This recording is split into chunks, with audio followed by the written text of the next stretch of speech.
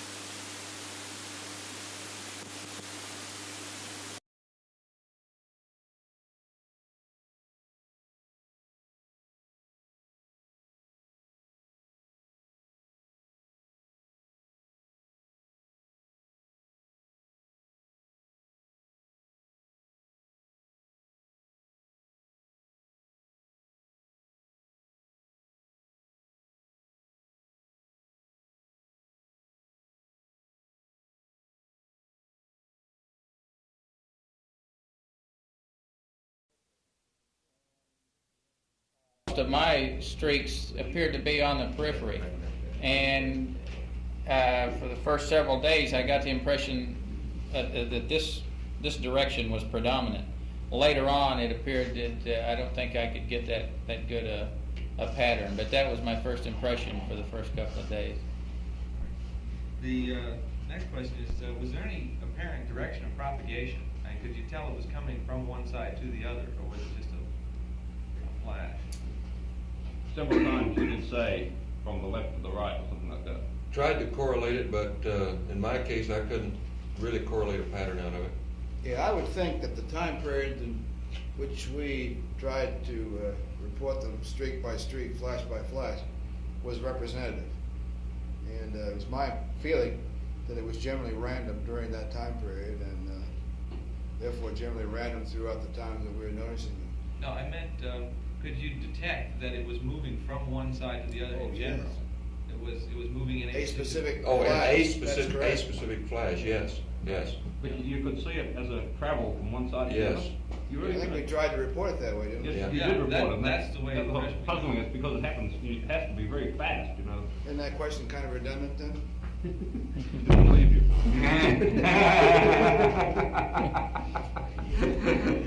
Was there some character to these flashes that had some aspect of direction? I mean, were they all the same rod shaped, or did they have a tail on them? Well, what I reported as a streak was simply that. Now maybe the way we determined the direction subconsciously was that it was a ball of light moving in a direction, leaving a tail.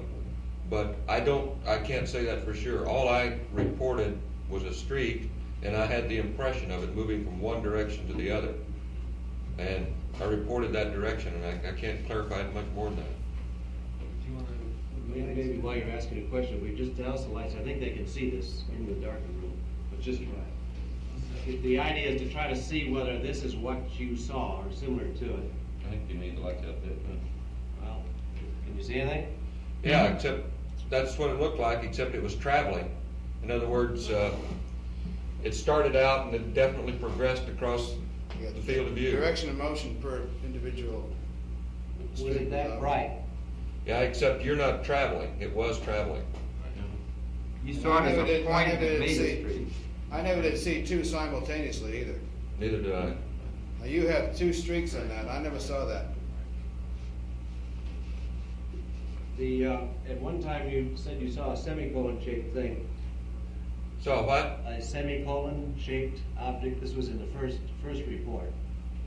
Before the I never did. I don't, if I reported it, that's what I saw, but I don't remember it. did you see anything that looked like this?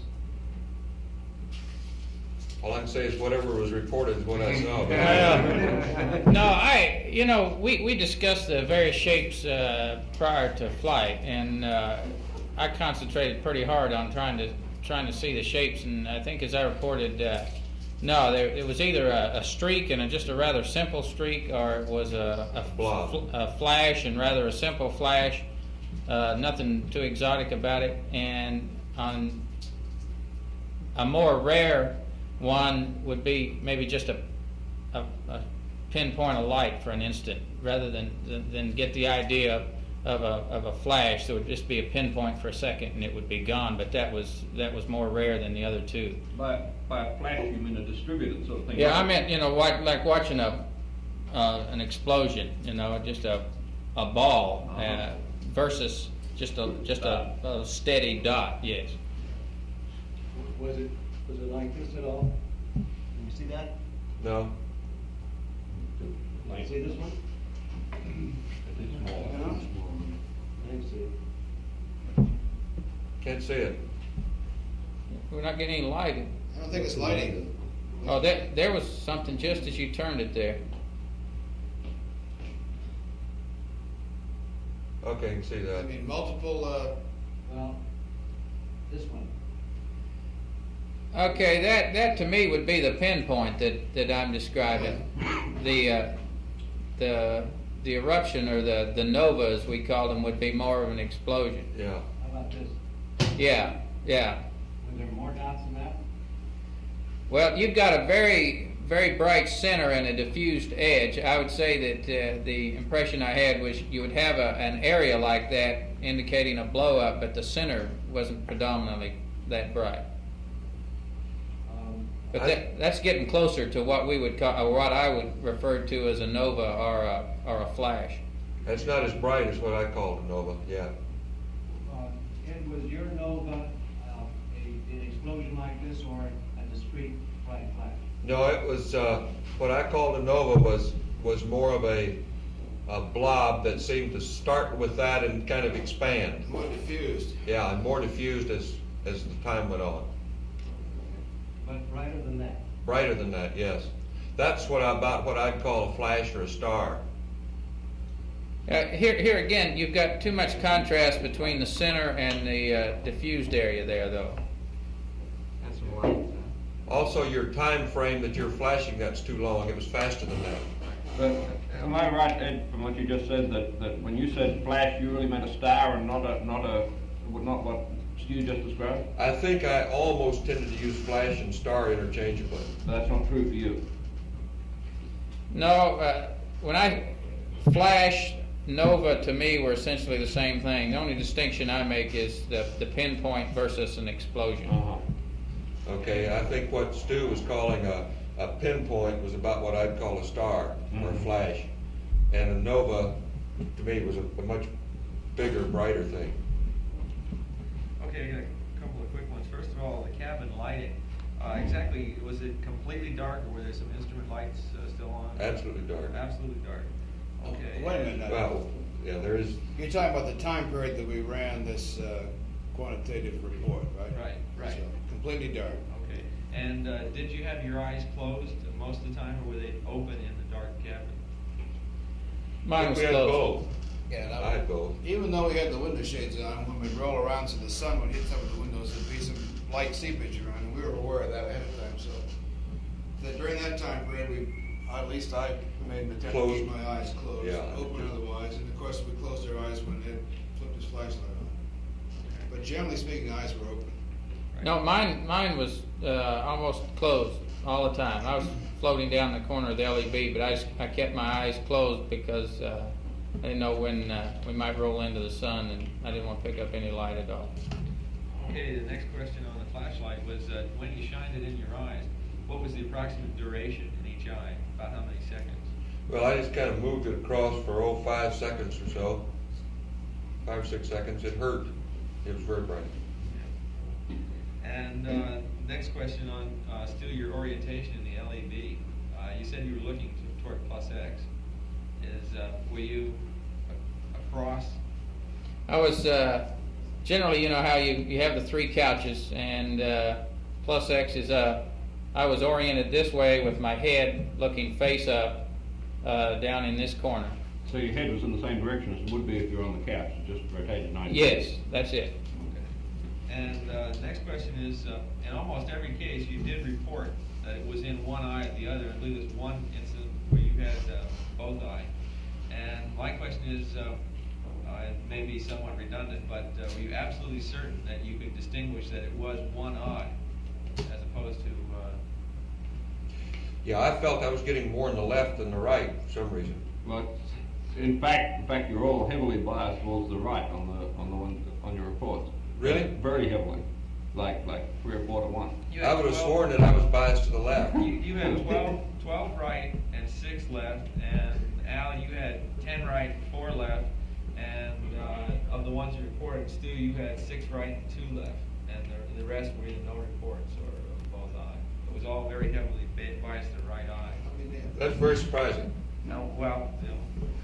While we're talking about that, it seems to me that I would get a flash or a streak or whatever the phenomenon, whatever the shape was, simultaneous with somebody else reporting it. That's exactly the next Yeah. question. We there were 3, from listening to the tapes, 3 events, and it occurred in cases where different pairs were involved, which were coincidences. Where, and I think in one case,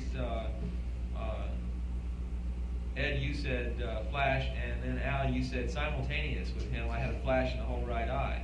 Now, my question would be, when it was simultaneous, was it after he began speaking, or was it in fact was his words good enough for you to have been a mark on your flash? Well, certainly within a fraction of a second, I think it was simultaneous. Yeah, the couple of times it happened to me, it was his mark or whoever's Right. mark it was good enough. Yeah. Okay. Same here. And then the next question is, earlier, before the session, and when you were describing some of the subjective observations, you mentioned the halos that you'd seen, that you'd see a flash followed by And we finally got Stu to take his halo off and put it away.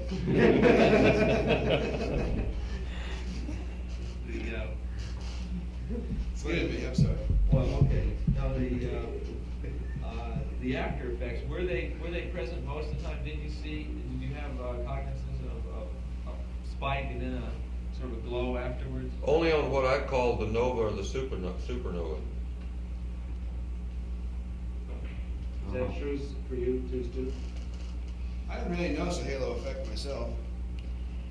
I guess I'm not sure what we're calling the halo effect. You mean a diffused brightness? More like an afterglow than a halo. After. Did I call any of those? I sure don't remember it. No, I think Ed described it. Yeah, I don't think I saw any of those. Okay. And the other question we had was, do you remember making any observations in lunar orbit? It's not. I know there were no formal periods, but any just informal. You know, I thought about that on the way back, and I was so tired that night that I really don't remember seeing any flashes, but I didn't look for any either. So I guess the question would be, I consciously did not see any, but I wouldn't take that as a data point. Okay, that's fine. And then the final question that I have is, after our formal session, that was at about 191 GET. You then had a sleep period later on. Do you remember whether you saw any during that sleep period closer in? It's significant whether you're inside the magnetopole Yeah. or not. I don't consciously recall, but I don't really recall that there was any night, except on the lunar surface, that I didn't, at some time or another, see some. You didn't see any on the lunar surface? I don't remember about the lunar surface. There was precious little sleep that night Sure, anyhow, sure. so. Okay, well, that's all the questions I had. We douse the light for a minute. Get while you're dousing light, I have one additional question. Did you get the impression that light flashes could have been within the cabin or definitely within your eye? Definitely within the eye. Okay. I want to get some idea about orientation and length of the streets. Did you ever see anything that looked like this? No, No. I never did. You use the terminology of 6 o'clock or hours of the clock. Does that mean to you, when you say 6 o'clock to the center, about how long a streak is that? That's a hard question to answer. If you were visualizing something about, about the arm's length away from you, how long would you say your longest streak was? That long? You see my fingers? I'll show it on the... Let me describe it a different way. All right. It appeared to me that the things, I would say, were 3 or 4 inches away from my plane, whatever that means, and were a couple of inches long. Tell us what it That means. makes sense.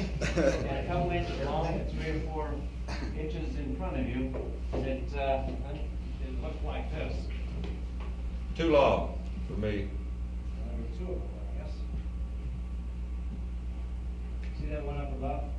The one up above looks better. Okay, how about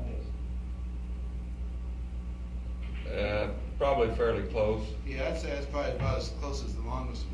See, I'm not sure what our scale is here. I'd rather say that if I'd consider whatever it may be, but the field of view of, say, my right eye, and take a radius of that I'd put a streak at of about a half the radius would be the Yeah. average streak. Half or a little longer. Okay. You think, is there any way that you can associate this length of streak to what you said, Stu? Was it longer or shorter, or can you say? Well, it would depend on how big a circle I want to draw from my field of view. I saw streaks that long because with my eyes closed, I imagine a rather big field of view here in my eye. So I'd see streaks that long. And one time you said you saw streaks oriented in a certain direction. Do you remember that? Which Yes. direction? The way you had it, bring it on up that way. And Ed, what about you? Well, I think I had them from several directions, and I reported them as moving from one direction to the other at that time. There were several of them, though. How about Al? Any particular direction, up and down, left and right? I didn't notice any preferred orientation, and here again, I think I'd try to express the length of the arc of the flash in terms of the peripheral field. And if you're talking about a horizontal peripheral field as being somewhere in the vicinity of 150 to 160 degrees, then in some cases the light flashes would go across as much as 50 or 60 degrees of that. Yeah, it's interesting. Were the light flashes broken in the center? In some cases they were. In some cases I had the feeling it was 2 dots, one immediately following the other, giving the impression of right to left, or top to bottom, or bottom to top, or left to right. The point is, you see that the retina is so curved that if you draw a straight line, you can't get too long. You shouldn't be able to get too long a streak without breaking out of the retina again. You know, in the plane of the retina, it's shaped like that. But it has some depth, does it not? If it had been any longer than that, if it just is on the retina. Can't hear that. Through a couple of portions. Can't hear you. It should not have been any longer than what I showed you if it just went through the retina as one track, but if it went through a couple of eyes, then you'd have the impression of a long streak. That's why we're interested in the character. I have one more about the cloud that you saw. This is a new phenomenon which we hadn't expected. Can you describe this lightning behind the cloud? I think it occurred, I reported it a couple of times, and it appeared, as I recall, to be down low on one eye or the other, and it was just a diffuse lighting. Any color? White, silver. If you were out in the country and looking at the horizon and there was lightning behind a cloud, was it like that?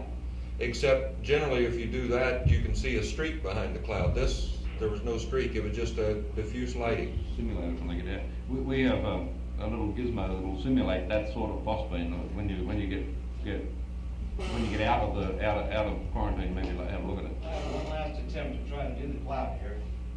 You douse the lights a minute. Good show. Hey, still wet. Was it anything like that? I didn't see it. It's pretty dim cloud, right? They have not darkened that, but I still don't see it. I haven't seen anything on it yet. Okay, well, forget it. Okay. But what you're trying to describe is just what we used to call heat lightning as Yeah. a kid. Yeah, just a general diffused light. Yeah. You didn't see the relief of the cloud, did you? No, not necessarily, no. It's just a blob of light. The one final question, we did voice up to your question about whether you noticed any other sensations besides flashes, which was the reason for asking that was that if it was, did you feel any tingling or find yourself twitching or hear anything? The reason for that is that if it is an interaction back in the brain, then your other senses are just about as sensitive as your visual sense, and maybe you should feel something, but you never noticed anything. Didn't notice it.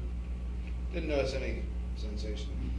There's two things to think about. Did you notice your thumb itching or your lips twitching? In particular. In particular. No? Never looked for it either.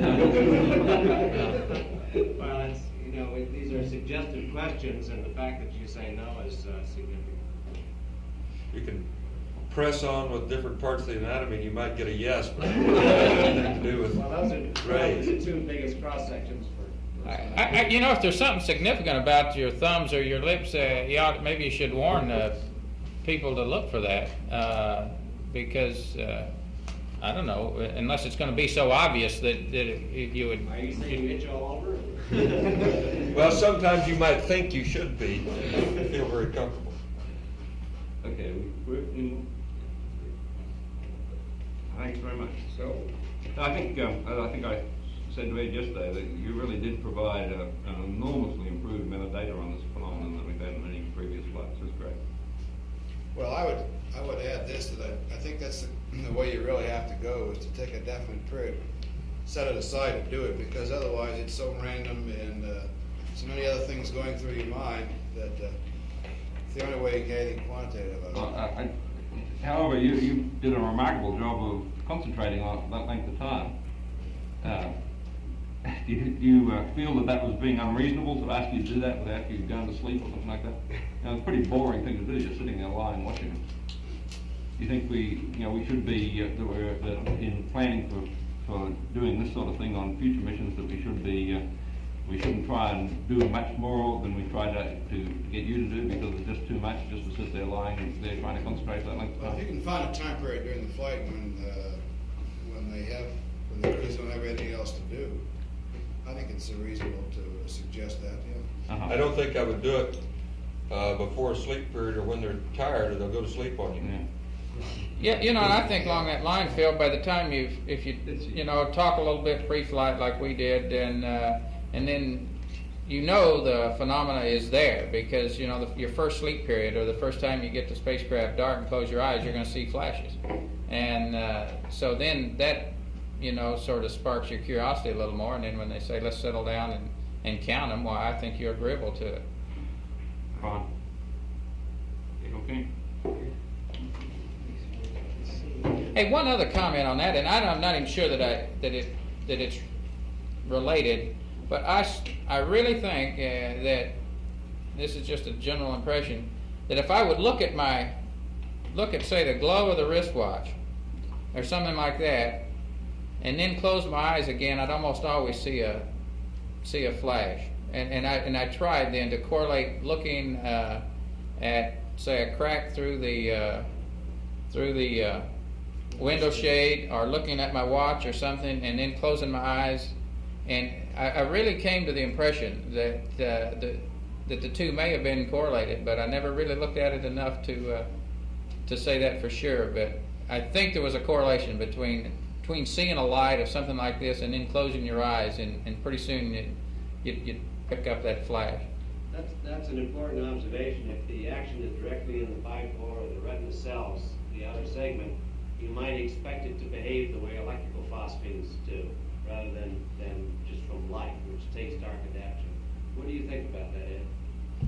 I'm not quite sure what your point is. I was going to make the comment that with respect to the flashes, putting the flashlight in my eyes did not seem to destroy my dark adaptation. Now, what that means, I don't know. Did you do like that? Yep, That slow? Or that fast? yep, for some time. You certainly wiped out some of the nerves. I wiped out something. Wiped it all out. I'm not sure that's true, Chuck. How long did you do it? You should wipe it all out. A couple of minutes, minute, A minute, back and forth like this. About 5 seconds per track. something like that. Yeah, hey, you know, now, I know What during, you're saying though is that the reason you think you didn't knock it all out is because you could still see the flashes? Is that what you're saying? Well, the cockpit looked different. Remember, I was doing this eyes open. And it seemed like with just what I consider dark adaptation, that I was more dark adapted, that I dark adapted much sooner after doing that than I did when we started the experiment. You would. That figures. Yeah, Yeah, sure. yeah, that you would do. Because you wipe out the cones less with that, just with the flashlight you do with the tungsten light or something else. hey, I'd like to make sure that on this dark adaptation, now I know during the formal hour or 40 minutes, whatever it was, that Ed was shining the light. But I don't know whether you picked it up on air to ground or not, but I had done that prior to that during one of the sleep periods. And there's just, you do not have to be dark adapted to see these beauties. Yeah, I think that's a conclusion drawn from what Ed's saying. That's a very significant data point, because it almost certainly proves that it's not a real light in your eye, generated in your eye. It's actually an interaction itself. Yeah, but why did it take us so long when we started the experiment before we saw anything? It was quite a while, and yet when I wiped the light across my eyes within 30 or 40 seconds, there they were again. 17 minutes. Pardon? 17 minutes. No response from you. Yeah, but when I did it with the flashlight, within 30 or 40 seconds, they were right there again. You said that they were fainter. They seemed fainter than they had on previous times that you observed them, and there definitely is a threshold effect of some sort, because you saw twice as many during that period as the other two did.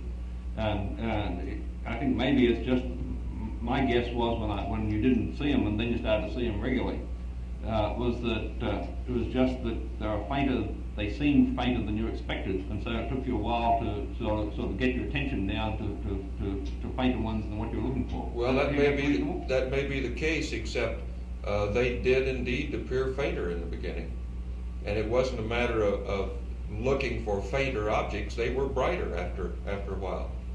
Question for you, Al? And they didn't diminish in brightness when I did the flashlight across my eyes. They were still just as bright 30 seconds later as they had been before I used the flashlight. And that's why I'm questioning the dark adaptation bit. Either I didn't wipe the dark adaptation out, or there is something related to dark adaptation that influences the phenomenon. I don't understand it. Doesn't make sense. That doggone time period that we did it, and the few flashes we saw was very surprising to me. And we talked about this and we commented on it at the time.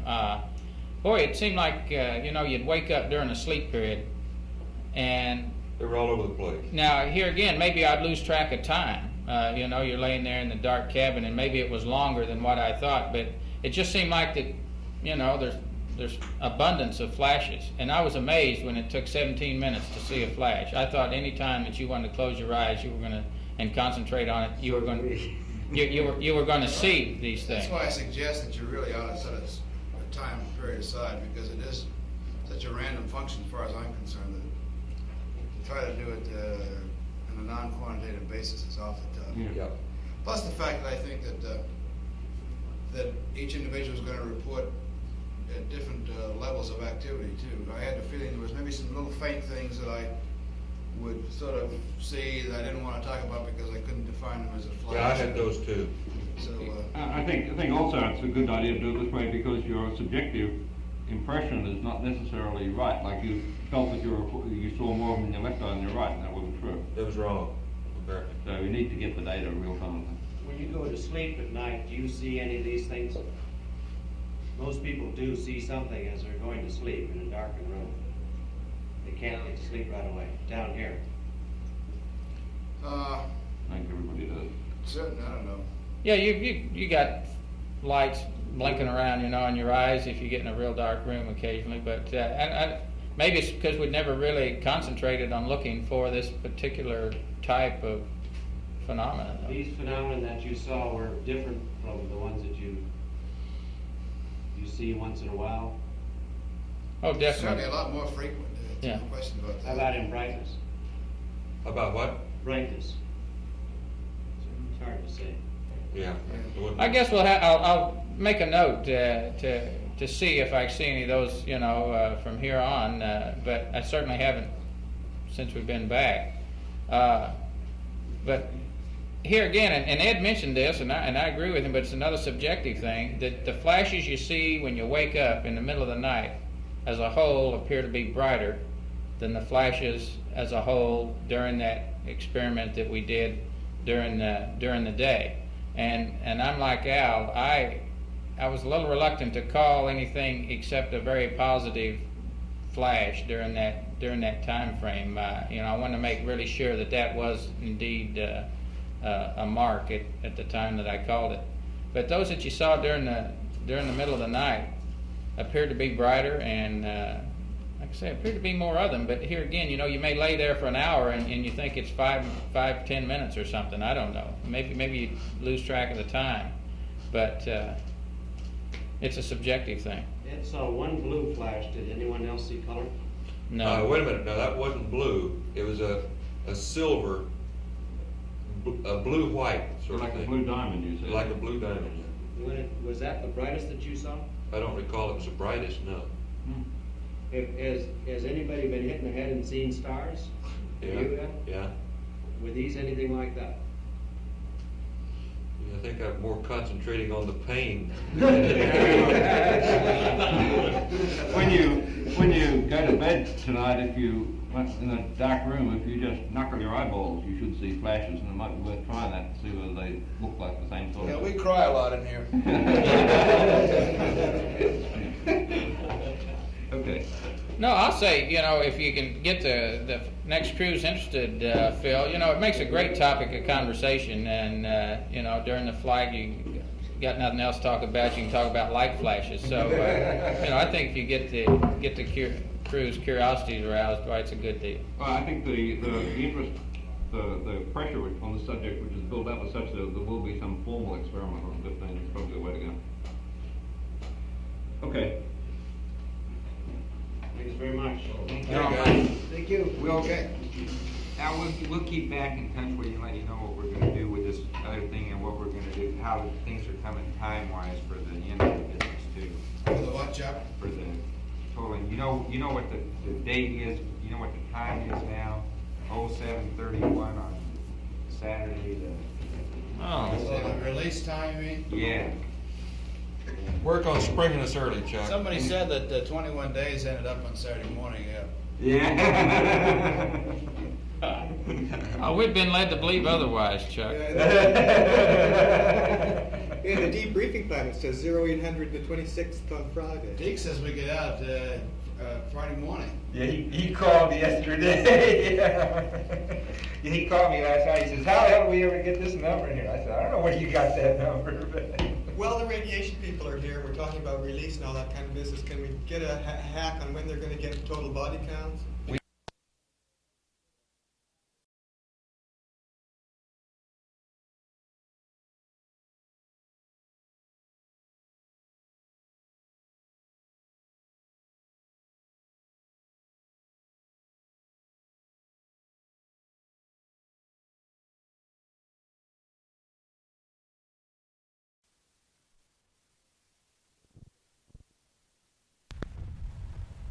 Okay, this is take number 14, continuation of section 23.0 with Jack Schmidt. Okay, flight data file, CSM. Generally, I have nothing but praise for the flight data file, both vehicles. There was very, very few things that one could have asked for to improve that data file for for Apollo 17 at any rate. One comment on the flight plan supplement. We had split pages for a number of the logging, medical and food logging, and that probably was a mistake. I think the idea was fairly good initially, but the pages, we tended to only use that in the book as a whole, and it was a good place to keep them. And also the pages, if you had wanted them split, were too thin to maintain the split, and they tended to fall out of the book. I would recommend either not splitting or having heavier paper if you want them split.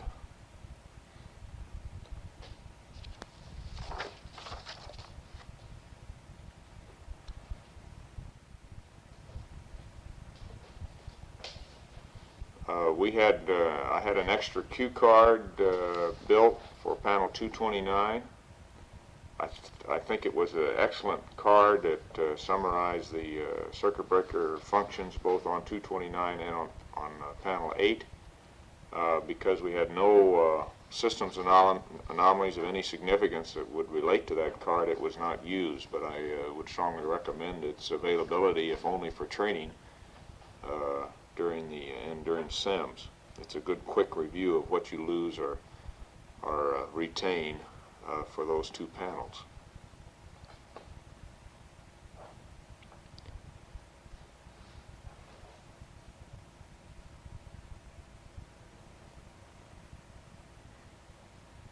In the flight plan, I added some pen and ink cues along the margins for certain observational targets that I particularly wanted to look at. These are independent of any experiment, designated experiment, and I entered them as a function of time, and that seemed to work very well for me. I think it had that kind of thing as an individual preference item. And if you have experiment, it ought to be flight planned.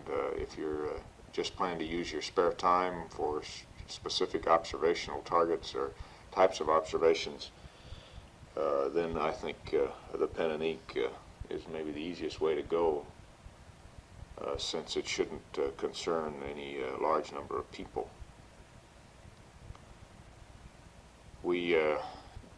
Gordy Fullerton fixed up the circular orbital cue card for me with a similar designation of craters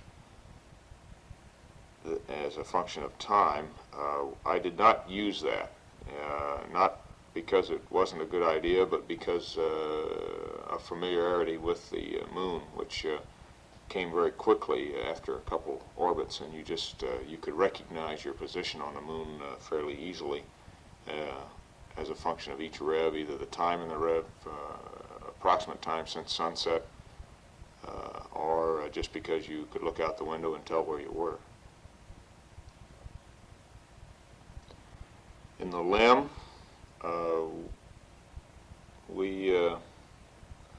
the same comments apply. I think all the flight data file items were excellent.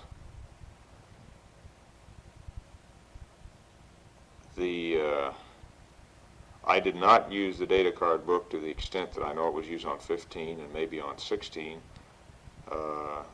We logged most of our specific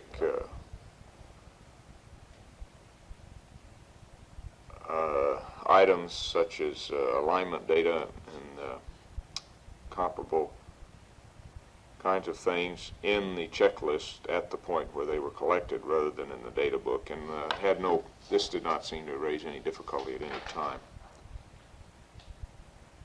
The cuff checklist we've talked about, I think, in the surface items. I thought the cuff checklist was excellent. I think we did the things. We had the right kind of photo maps in there that were useful for reference where we were around a given station. I don't think we used them as much as I had anticipated using them, mainly because navigation was no problem and the points that we had selected pre-flight were excellent points for investigation, and there was no need to try to decide on alternative points to try to study in the vicinity of a given station. The list of items to be accomplished at each station are really they were mind joggers to read at each station. Were not as used as much as I thought they would be initially, but I think that was mainly because we both, at least I, had become so familiar with the items that each station was in itself easy to recall as a result of having created the checklist. So checklist turned out to be more of a learning item rather than a reference item for use on the surface. I wouldn't have done it any differently, however.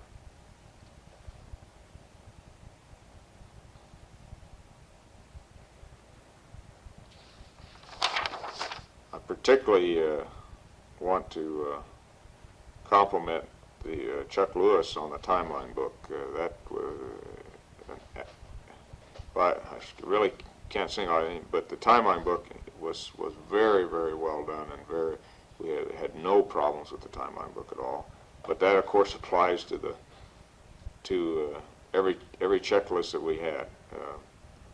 There were just no procedural errors that I recall in any of the books that we used. Fortunately, we didn't have to use the malfunction book, or only once did I pull out the systems data book to check on a systems problem, and I right now can't remember what that was. Can't remember what it was. Well, I did use it once.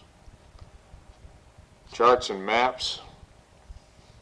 I thought in the CSM that I would use the orbit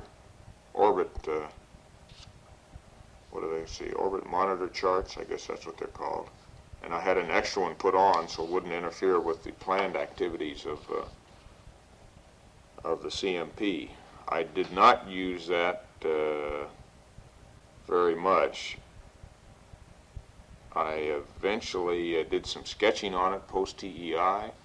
I think there are about 5 specific points that I labeled as areas, A, B, C, D, maybe E, and these are referenced on my crew notebook, in my crew notebook for specific observations.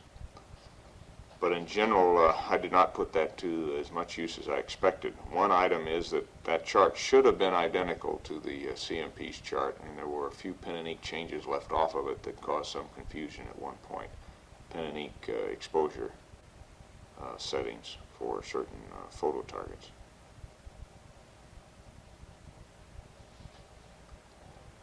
The CSM lunar landmark maps that the LMP had added in the rear of that book, again, were not used. I really thought I would use those, but you became reluctant as you were observing a specific point or area, target, say such as Gagarin or something like that, to take time out to sketch on the photo. I tended, for the 2 or 3 minutes that observation was possible of a given area, I tended to look and then at the first opportunity to take notes in the notebook rather than trying to sketch on the photograph. And I suspect that this was because I tended to look for generalizations about the target that I was trying to observe rather than checking out specific individual features. And there really did not seem to be any need to make notes about specific points on the pictures, and as a result I did not use them. Again, though, I think having selected them and studied them pre-flight made it worth having them around. The necessity for flying them was probably less than the necessity for having reviewed them and studied them. I think I still, if I had to do it again, I still would want to have that kind of data available in the spacecraft, even though on this particular mission it was not used. I do think, though, that the CMP used his visual target maps considerably, and I did on a couple occasions use some of the ones that he had again, but for the most part that was post-TEI, and I made some notes and sketches on some of those maps. And I think that just a function that there was a lot of time to look at the moon and make a sketch and then look back and fix it up post-TEI, where in orbit the time just did not exist. As Dick Gordon said a couple years ago, and once you start flying, the clock is relentless.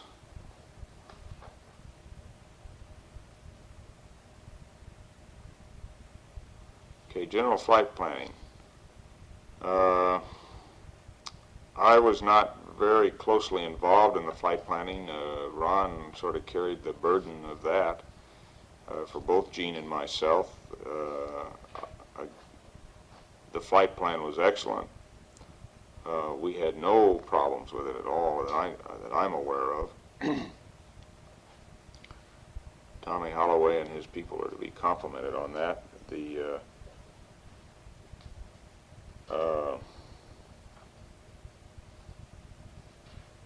number of different requirements and experiments and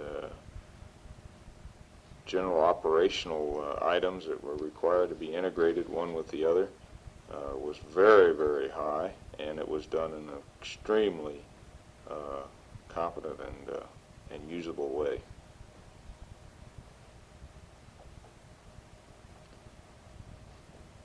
And I can't think of anything that I would change in the way the flight plan was written.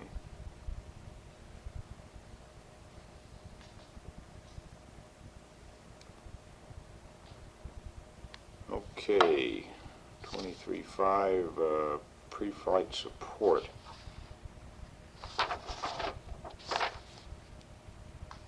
Pre-flight support was excellent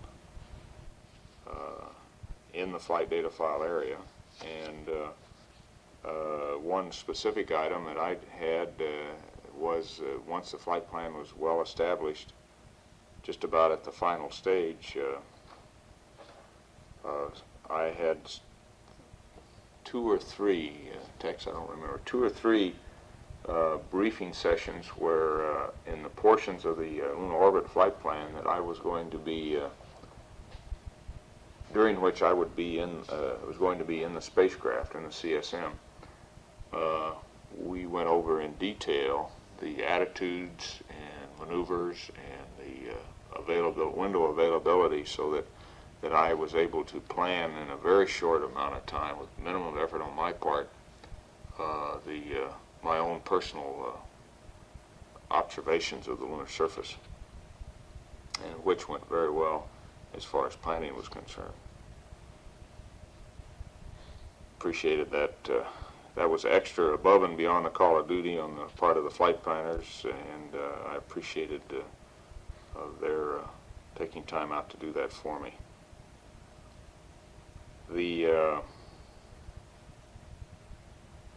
I think it was useful to have I think it was a day-long session where the flight controllers and the crew and the flight planners sat around in one room and went over those portions of the flight plan which were not normally simulated.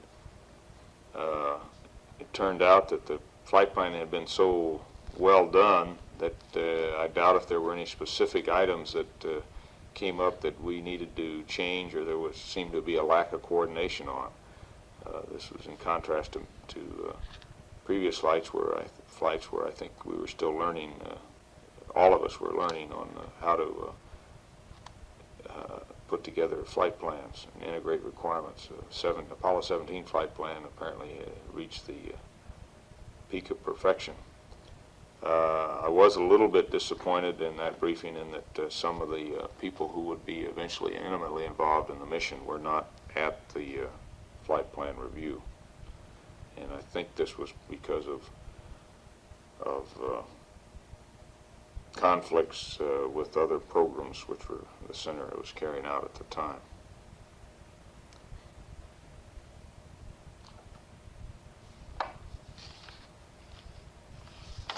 Okay, 24.0, visual sightings.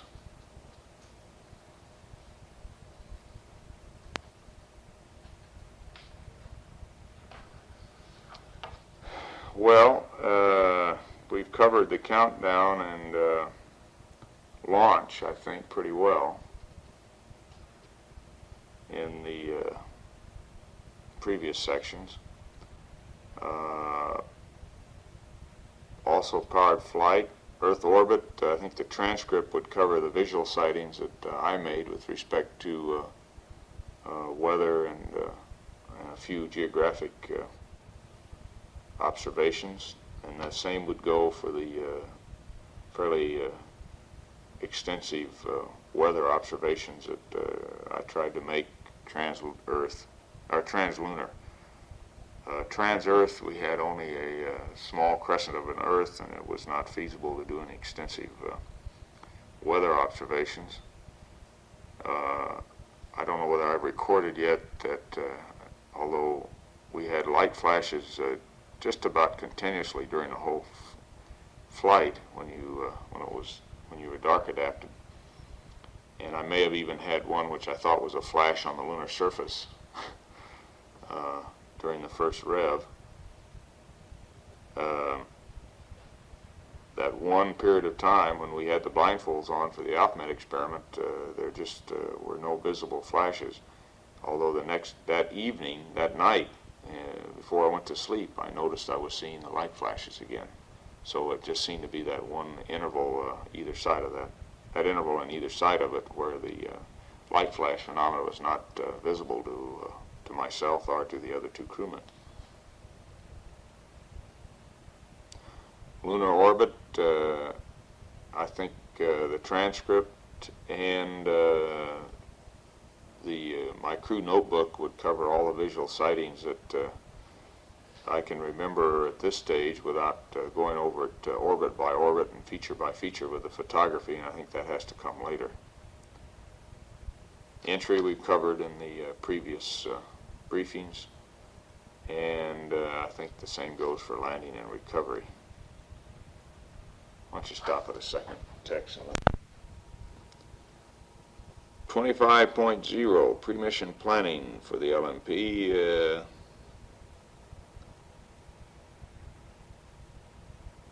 It's hard to think of, once again, of anything that we didn't do right. I'm sure that might have been different had we had problems on the flight, but right, the way the flight went, the total plan, the integration of the mission requirements into that plan, although there were periods of some difficulty pre-flight, particularly in the area of medical requirements, and in some last-minute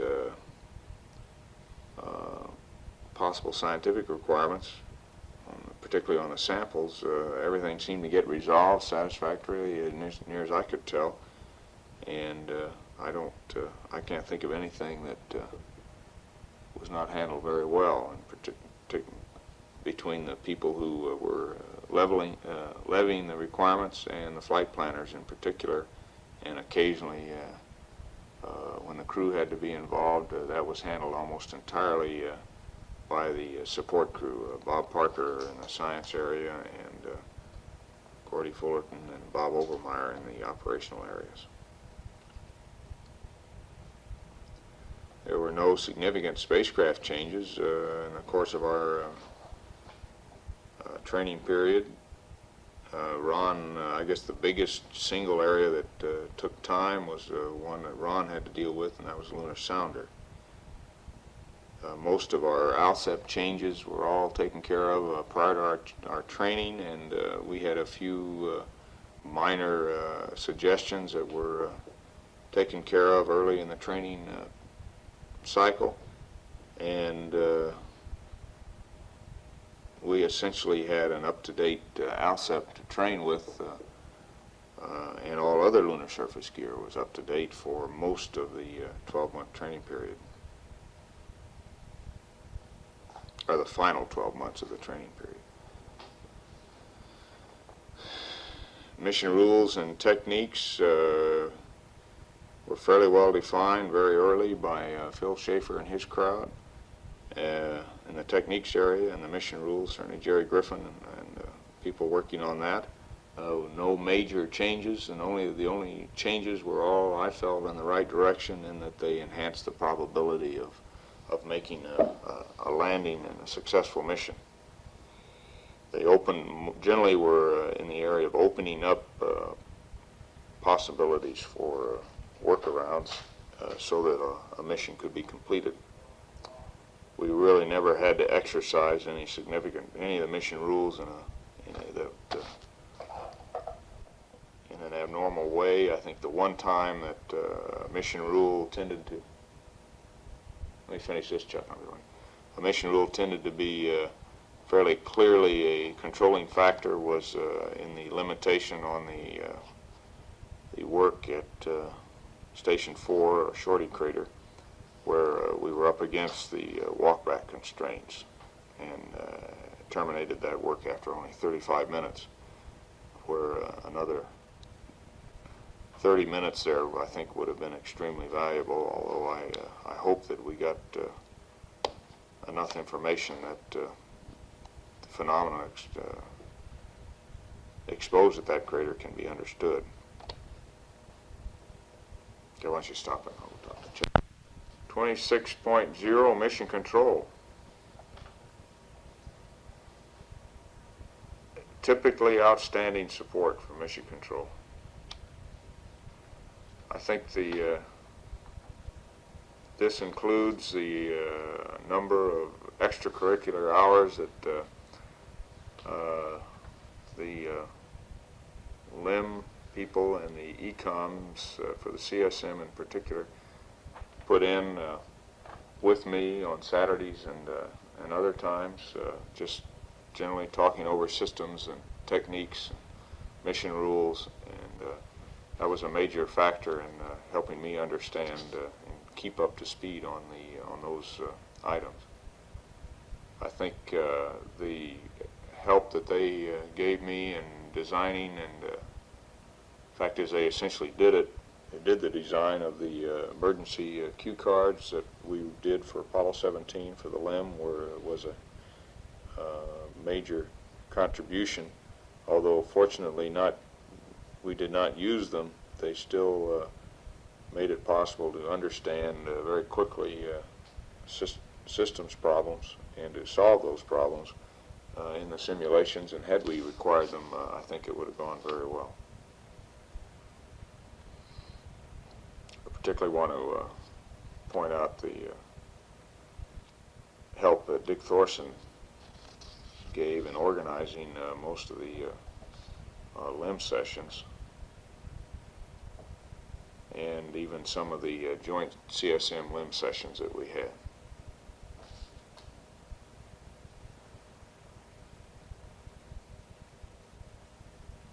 And he also, Thorson also was a major organizer of the creation of and the updating of those emergency cue cards.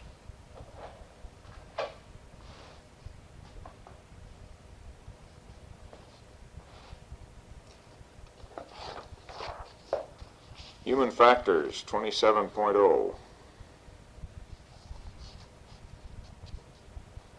Oh, let's go back. That's one other comment on 26.0. Post-flight, it's my understanding that some of the things I had hoped could be done during the flight were not possible because of real-time discussions in the mission control. Specifically, one of those things was to have some summary of the thinking of the science backroom given to me while in flight, and that would be the thinking based on the data that we had transmitted to them verbally and in a sense visually through the television camera. I had hoped that I would have the benefit of their thinking, but apparently this was not possible to do. I would like to think that in the future we can look at ways of using the team approach to science investigations in space, rather than depending solely on the observational capability and the interpretive capability of the men who are performing the job. There's no reason that I can see to not use all the brain power that's available for any given task, and part of that brain power is on the ground.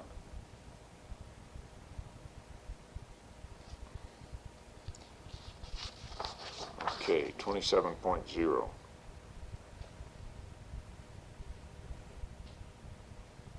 Human factors, pre-flight. The brunt of the discussions and organization from the crew point of view of the pre-flight health stabilization control program was borne by the commander, and the LMP just sort of went along with whatever was decided.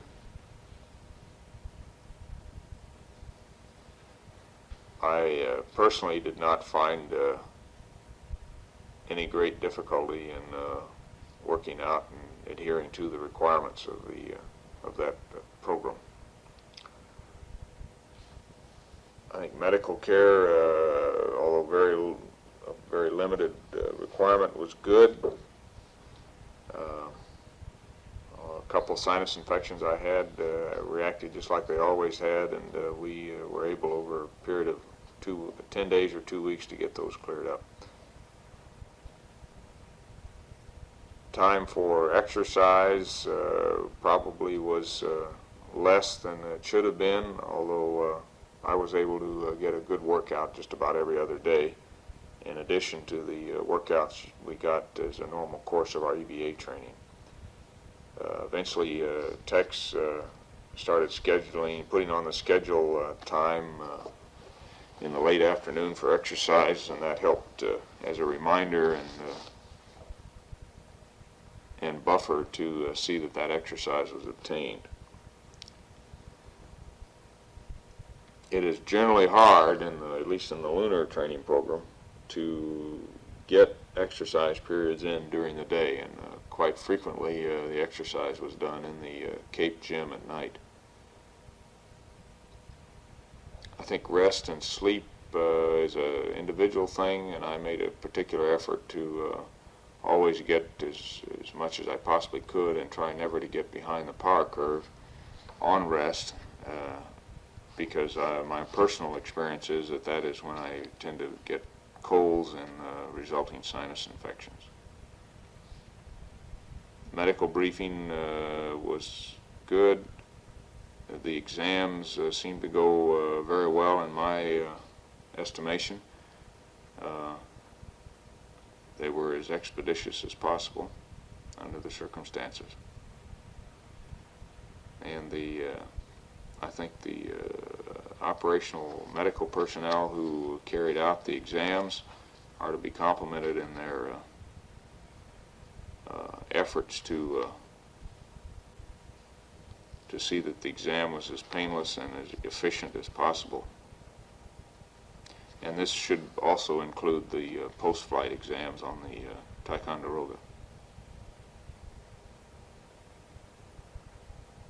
Eating habits and amount of food consumption were normal, except during those periods of time when we were on the in-flight food prior to launch.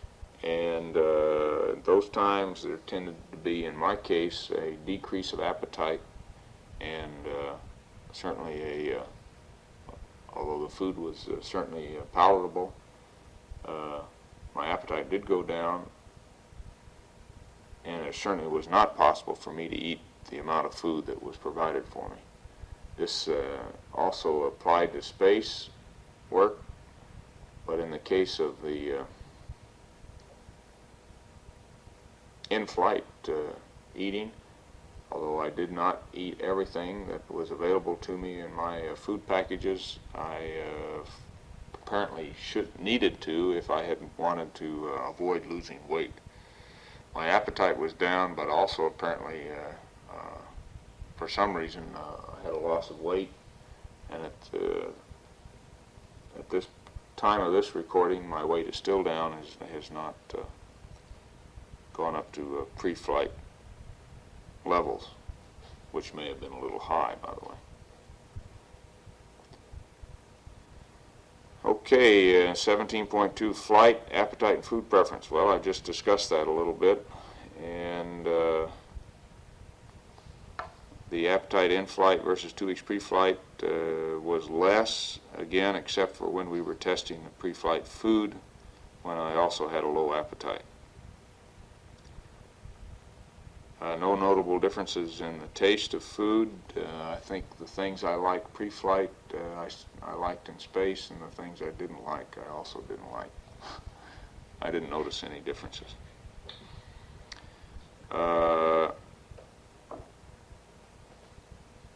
Change in food preferences as flight progressed. I tended to start to prefer to eat the wet packs, and would eat those in preference to any of the other solid foods. I would strongly recommend, from my personal point of view at any rate, that the wet packs be used in preference to the rehydratable. Now, I think that probably you get a different opinion from the other crewmen.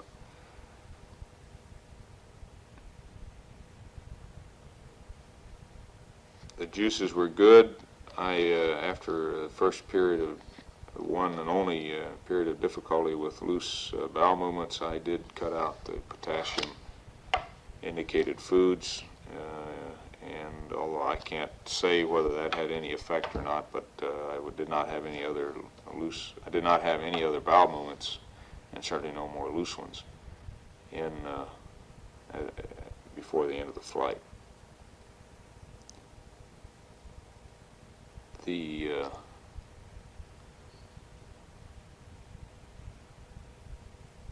first bowel movement after flight on the Ticonderoga was normal. The second was very loose. The third was normal, and the fourth and fifth very loose.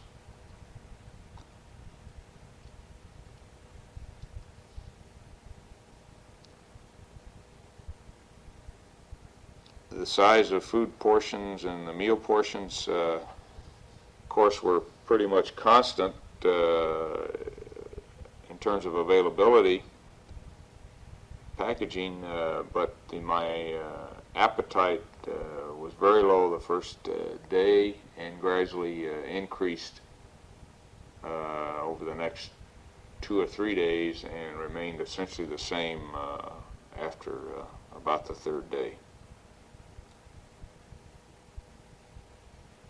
I mentioned the most acceptable foods were the wet packs and the juices.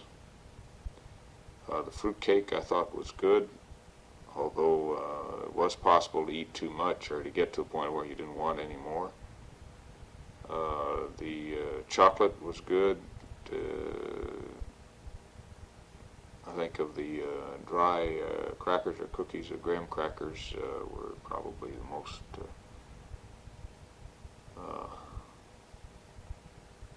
tasty. And peanut butter and jelly sandwiches were quite good. Deviations from the menu and the periods are all recorded in the flight transcripts, I'm sure. Okay, food preparation and consumption.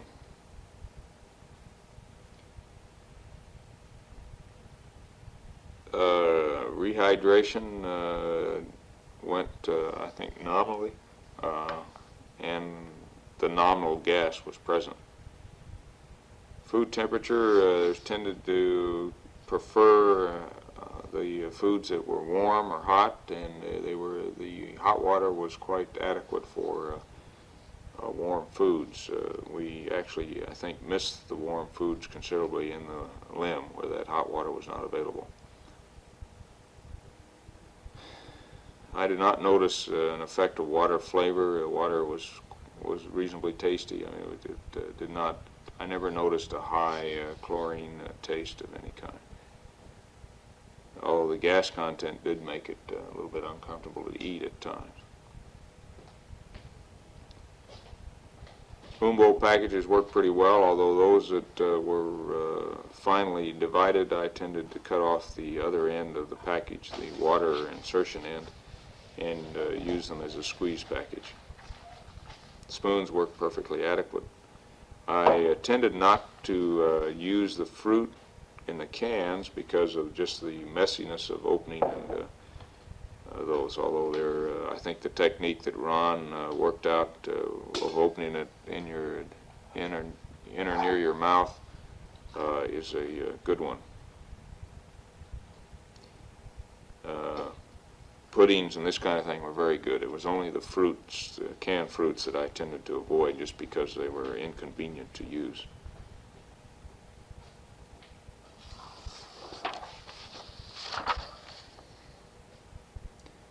Food bars during the EVAs I think were good to have, although I never ate more than half of one. It wasn't because it was untasty, it's just because of a maybe a lack of interest in eating and using that time during the EVAs. I think after the EVA, before and after EVAs in the limb, ate very well.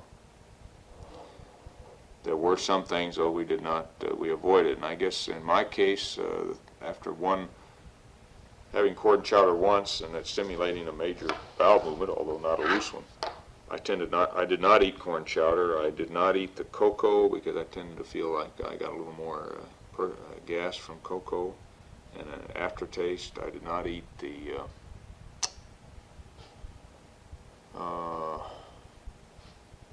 shrimp, the seafood items, shrimp and the lobster bisque and these sort of things, because of pre-flight I had noticed that they tended to have a long aftertaste.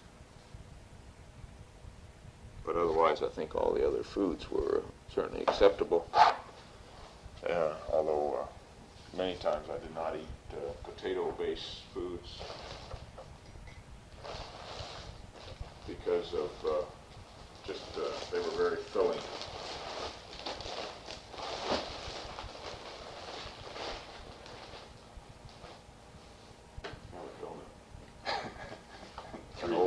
Three-day old donut. Okay, food waste stowage. I don't know how the germicidal tablet worked. The pouch was okay. Would have been nice to have a little dispenser that was easier to use than the pouch. I don't know whether that would be possible to do or not. It seems to me it would, a little tube dispenser of some kind where they came out more easily. You didn't tend to, we generally just cut the corner off a pouch and squeezed them out, but it was a little inconvenient, nothing major. We used the germicidal tablets, I did at any rate, in all the juice bags and the food spoon bowl bags and the wet packs. I did not use them in the tea and coffee. Undesirable odors, really, except for the passing of gas occasionally by the other crewmen and some occasionally by myself. Undesirable odors were at a minimum. I did not find that the atmosphere was unpleasant as a general rule.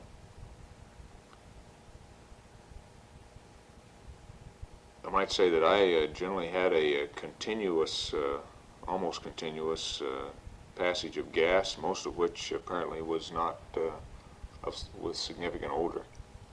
Only occasionally that it seemed to be objectionable to the other crewmen. And I think most of that was the water gas.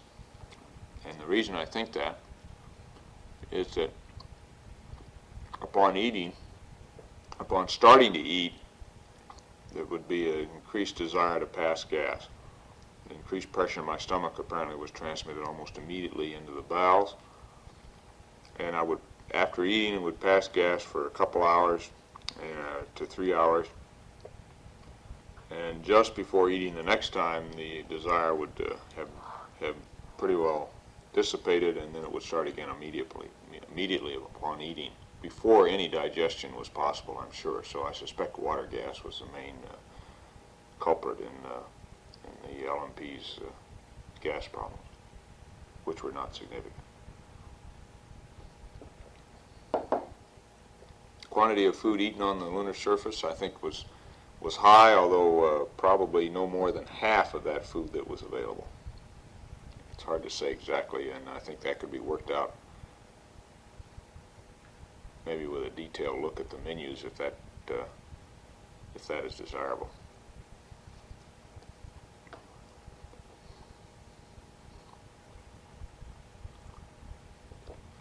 And to estimate the quantity would be very difficult. Quantity of food discarded on the lunar surface would be difficult without looking at the detailed menus and checking off those items that I'm sure we ate, that I ate at any rate. Skylab fecal container. I don't know that we had that. Well, she did, but We used a blue bag. oh, that's right. We flew that on 14 in this one. The blue bag is not a bad way to defecate unless the stool is loose. If it's loose, it's just about impossible to use. And I don't know what you do in zero gravity for loose stools. I don't know of any clever way to prevent that being a problem, and I'm not even sure whatever the Skylab people are using will prevent that from being a problem. The best thing you can do is to work out prevention of loose stools rather than trying to handle them after you get them.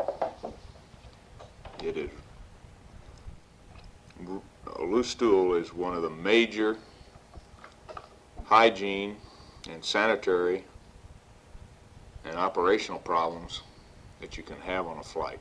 I can't emphasize that more. You can, if it happened on a regular basis, on a daily basis, you would, I think, eventually cut the efficiency of the crew member with the problem by a significant percentage, possibly as much as 30%, depending on the magnitude of the problem. I think it's important to try to understand why Apollo 17 was different than 16, and at least in the delay of a problem with loose stools until about the 11th or 12th day. And in the case of the commander, no problem with loose stools. And my personal opinion at this point, based on very little information other than observation in flight and thinking about levels of electrolyte intake, is that with the electrolyte quantity down from that imposed on Apollo 16, that we did not reach a electrolyte saturation level until the 11th or 12th day in terms of this CMP and the LMP, and in terms of the commander, because his electrolyte intake was generally less, I think, and that can be documented, he did not reach a saturation level at all.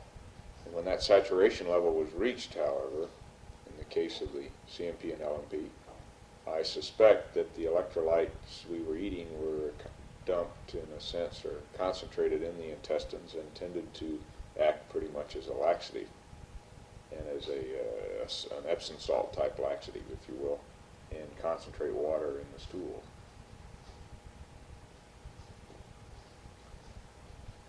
I think it's important for Skylab that, first of all, we probably reduce the electrolyte intake so that saturation is never reached.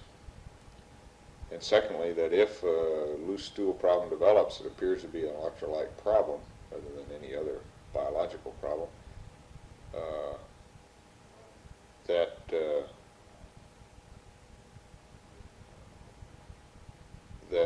we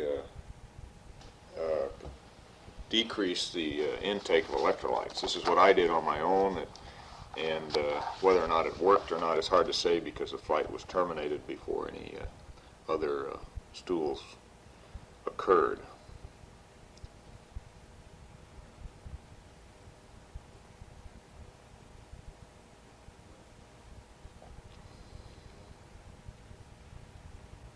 Okay, water. Chlorination odor was not apparent to me except during chlorination. Iodentation odor is very slight, apparent in the limb water, but not of any significance to the LMP. Physical discomfort, no physical discomfort for the LMP, other than tiredness on occasion, and in the case of the EVA work, sore muscles and the bruises under the fingernails. Gas water separator didn't work very effectively, and I'm sure that's been discussed elsewhere. Intensity of thirst during emission, never really thirsty, extensively thirsty, even during the EVAs, although I did stop to take a drink of water occasionally. But I never drank all the water in the in-flight drink bag, in-suit drink bag.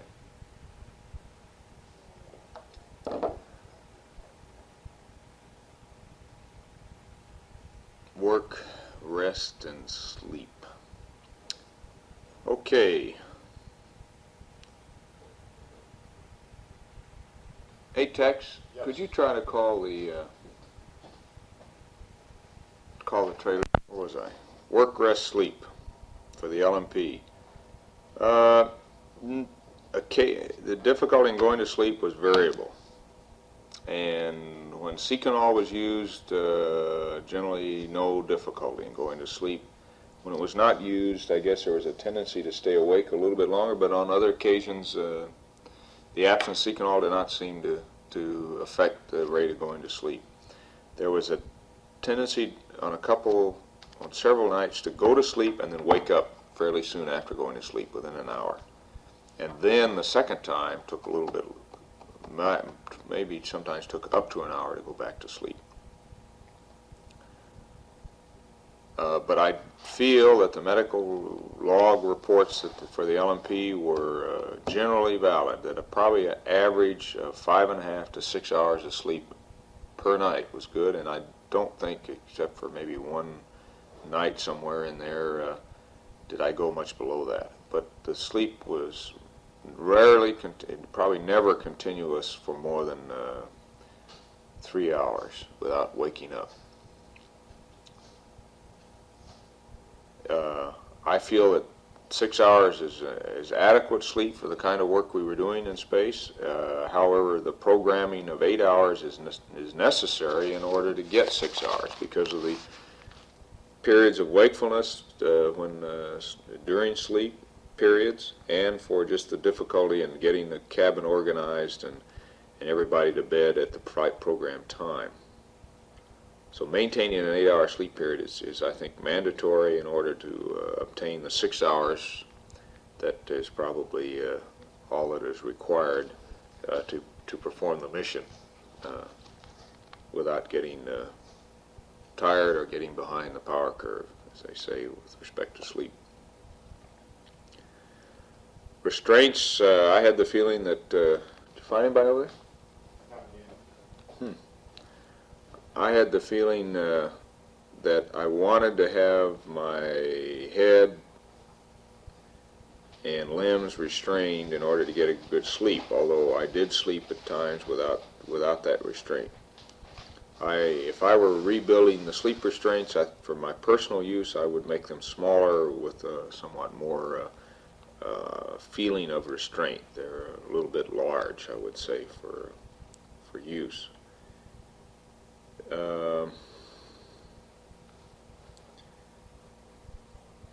When I slept in the couch, I tended to put a shoulder strap over my head and cinch it down very lightly so that I had that feeling of head restraint. Probably the biggest two things that made sleep difficult, when it was difficult, was the loss of sensory perception of limb position in zero gravity when they were not being moved. That perception came back immediately upon moving them. but when they were just static and in a rest position, there tended to be, for the LMP at any rate, a loss of sensory perception of the position of the wave.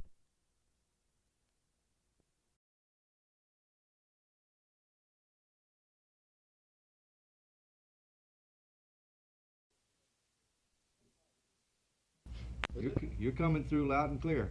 Okay, I guess we got 3 mics. One for each. More mics than we need. Morning, Charles. Hello, how are you? Fine, how are you? Fine. Good. You're fine. Good.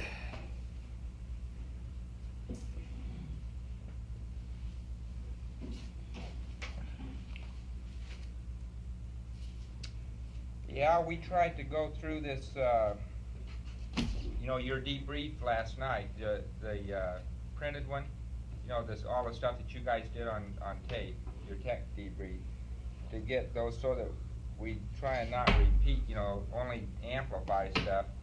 And so we've tried to come up, we don't have much time to do that, but I hope we got most of that stuff. And Okay.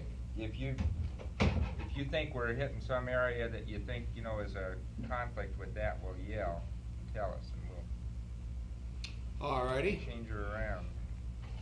And some of the things, now there were some things that you guys said yesterday, you know, when I was in the project debrief that probably bear on some of these too.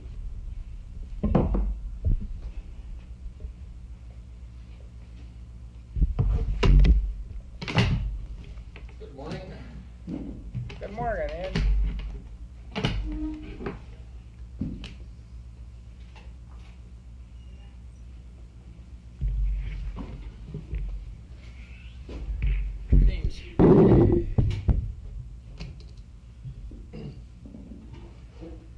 It's cold in here this morning. Yeah. Good morning, Bill. Hi. Hey, Craig. Are we using those mics? I don't know. Whether they're hot or not. Just found them on the floor. Before we, start asking questions, identify yourself so Yeah. people Yeah. that are transcribing know our voices. Yeah. Say who these people are.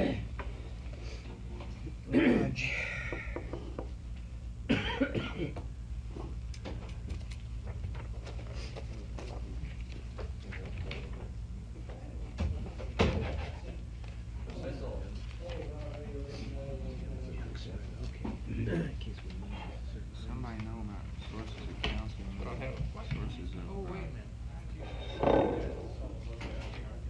in the diet. Sources of potassium in the diet. Yeah, I'm gonna get that from somebody. Yeah, I think Smith and Rapp was on that. Yeah, I'd like to know how much we really had. I don't know offhand. Yeah, I don't either, We don't have any. but that's some stuff I'd like. I saw a picture today. It was a lot better than the one they had yesterday. More interesting too.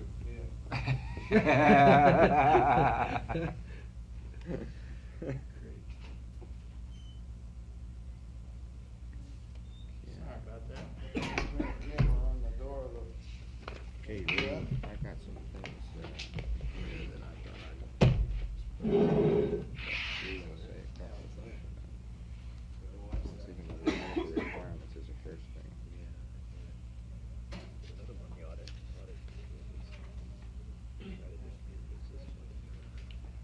We should have. Yeah, It's in the, yeah. Yeah. That's gonna be hard to do. Watch the action. I don't know. There isn't anything you can do. I heard what you did. Okay, the show's all yours. What kind of a format do you have in mind today? Okay, Questions and answers. yeah, questions and answers. I guess we ought to, for the tape, identify this Dr. Berry and for the medical debriefing, and I'll try and ask most of the questions. If people have some here, we'll try and hand them in that way. If they're not, will you identify yourself? And I think they can identify you guys' voices pretty well already on the tape, so there shouldn't be any problem with the tape thing. Chuck, I think we're going to have to peak up those mics. You're They're not loud enough? It's not coming. It's a little down, yeah. Mr. Bernhardt, Where is he? I'll take care of it. Probably outside, I guess. Can you get him to turn him up some? Well, We can yell for a while here if it'll help, and then we can get him to turn him up some. give us a test count. You just speak up loud. 1, 2, 1, 2. 3, 4, 5, 5, 4, 3, 2, 1. I think it's coming out of those. Is that where it's coming from there?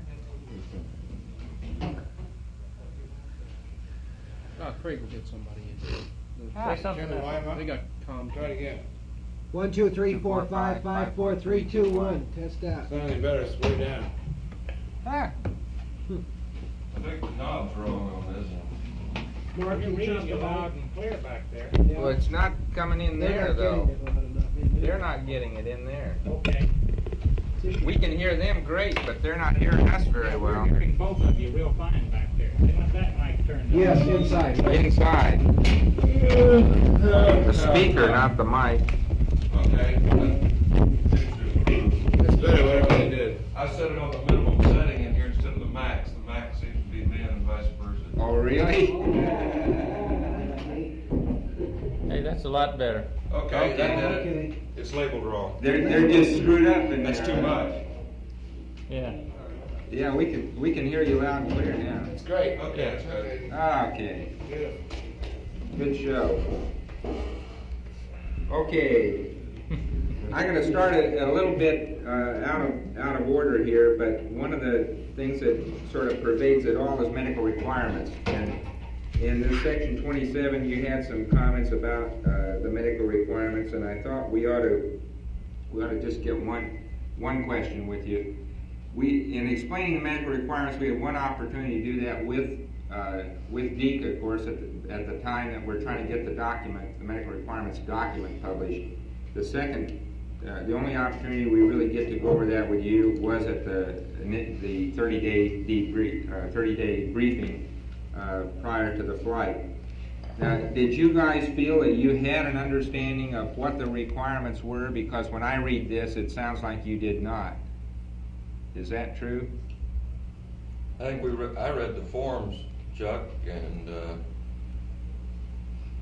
understood in general what you were after, at least the number of sessions we had. I think it's a question of degree here. Yeah. Okay.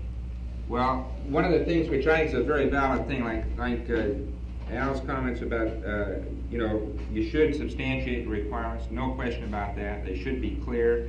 They should be clear to you in the sense that you ought to know that what you are doing is worthwhile and that the stuff is used and it isn't wasted somewhere down the line. Somebody isn't just doing it for fun. Yeah. And we try, that's something we try to iron out pretty hard in our own house. And one of the things I'd like to do is if you guys end up at sometime before the end of the quarantine period here and have some time, we ought to have that data together by then, and then prior to the time that we end up getting you out, if you've got an hour sometime, we might be able to go over with you and show you, here's what we saw with you with the lab data and the whole bit, and say, because it's very hard to get back together again after you get out of here to do that sort of thing. Everybody says they'd like to know what happened to them. We could do that to you in here and tell you that, and here are the samples that were used to do that, so you have some idea, understanding about how that happened. Would that be worthwhile to you? Yeah, the comment was made not from a point of view, a specific complaint about our flight, but just, I think, a continuing understanding between the two directorates. We agree. Ahead of time, because it's the kind of thing, well, just like with other scientific experiments, unless the crew understands the reasons and agrees with it, the thing isn't going to be a successful experiment. Amen. So the comment wasn't made from a point of criticizing anything specifically about our protocol at all. Just to reiterate what everybody ought to know but doesn't always think about. Yeah, good. And I think, Chuck, also,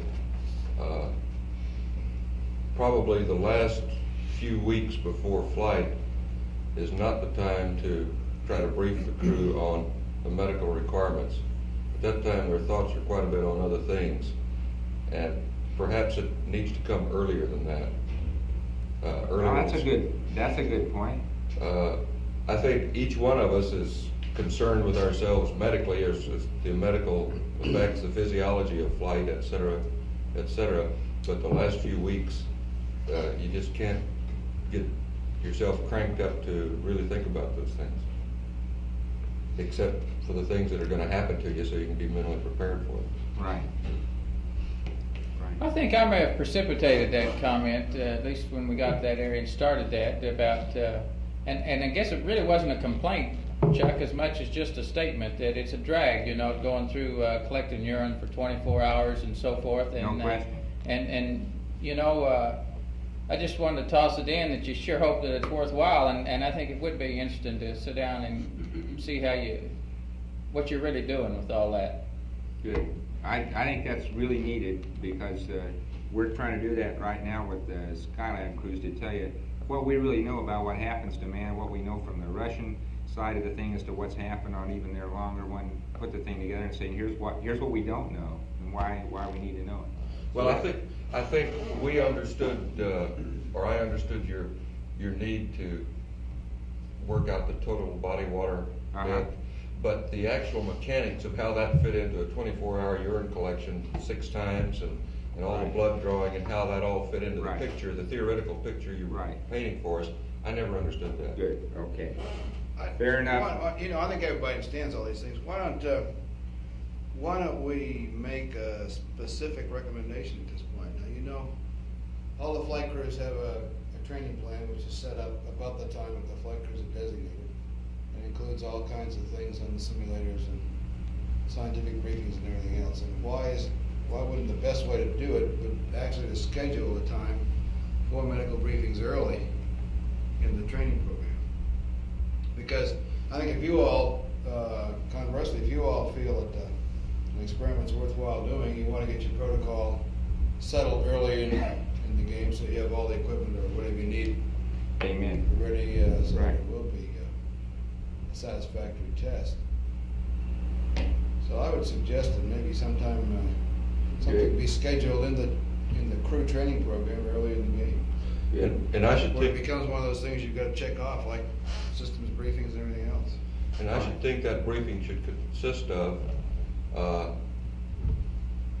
bit of the theoretical thing you're trying to do, followed by the mechanics and the protocol. Of what that means to you. Yeah, that's right. The mechanics of how you go about doing it, and the number of punctures, and where you're going to do it, and how many urine samples, and that sort of thing. Great. Just so the guys understand. Great. Okay. Will do. I think that's great. I'd like to go back and pick up one then on the exercise area.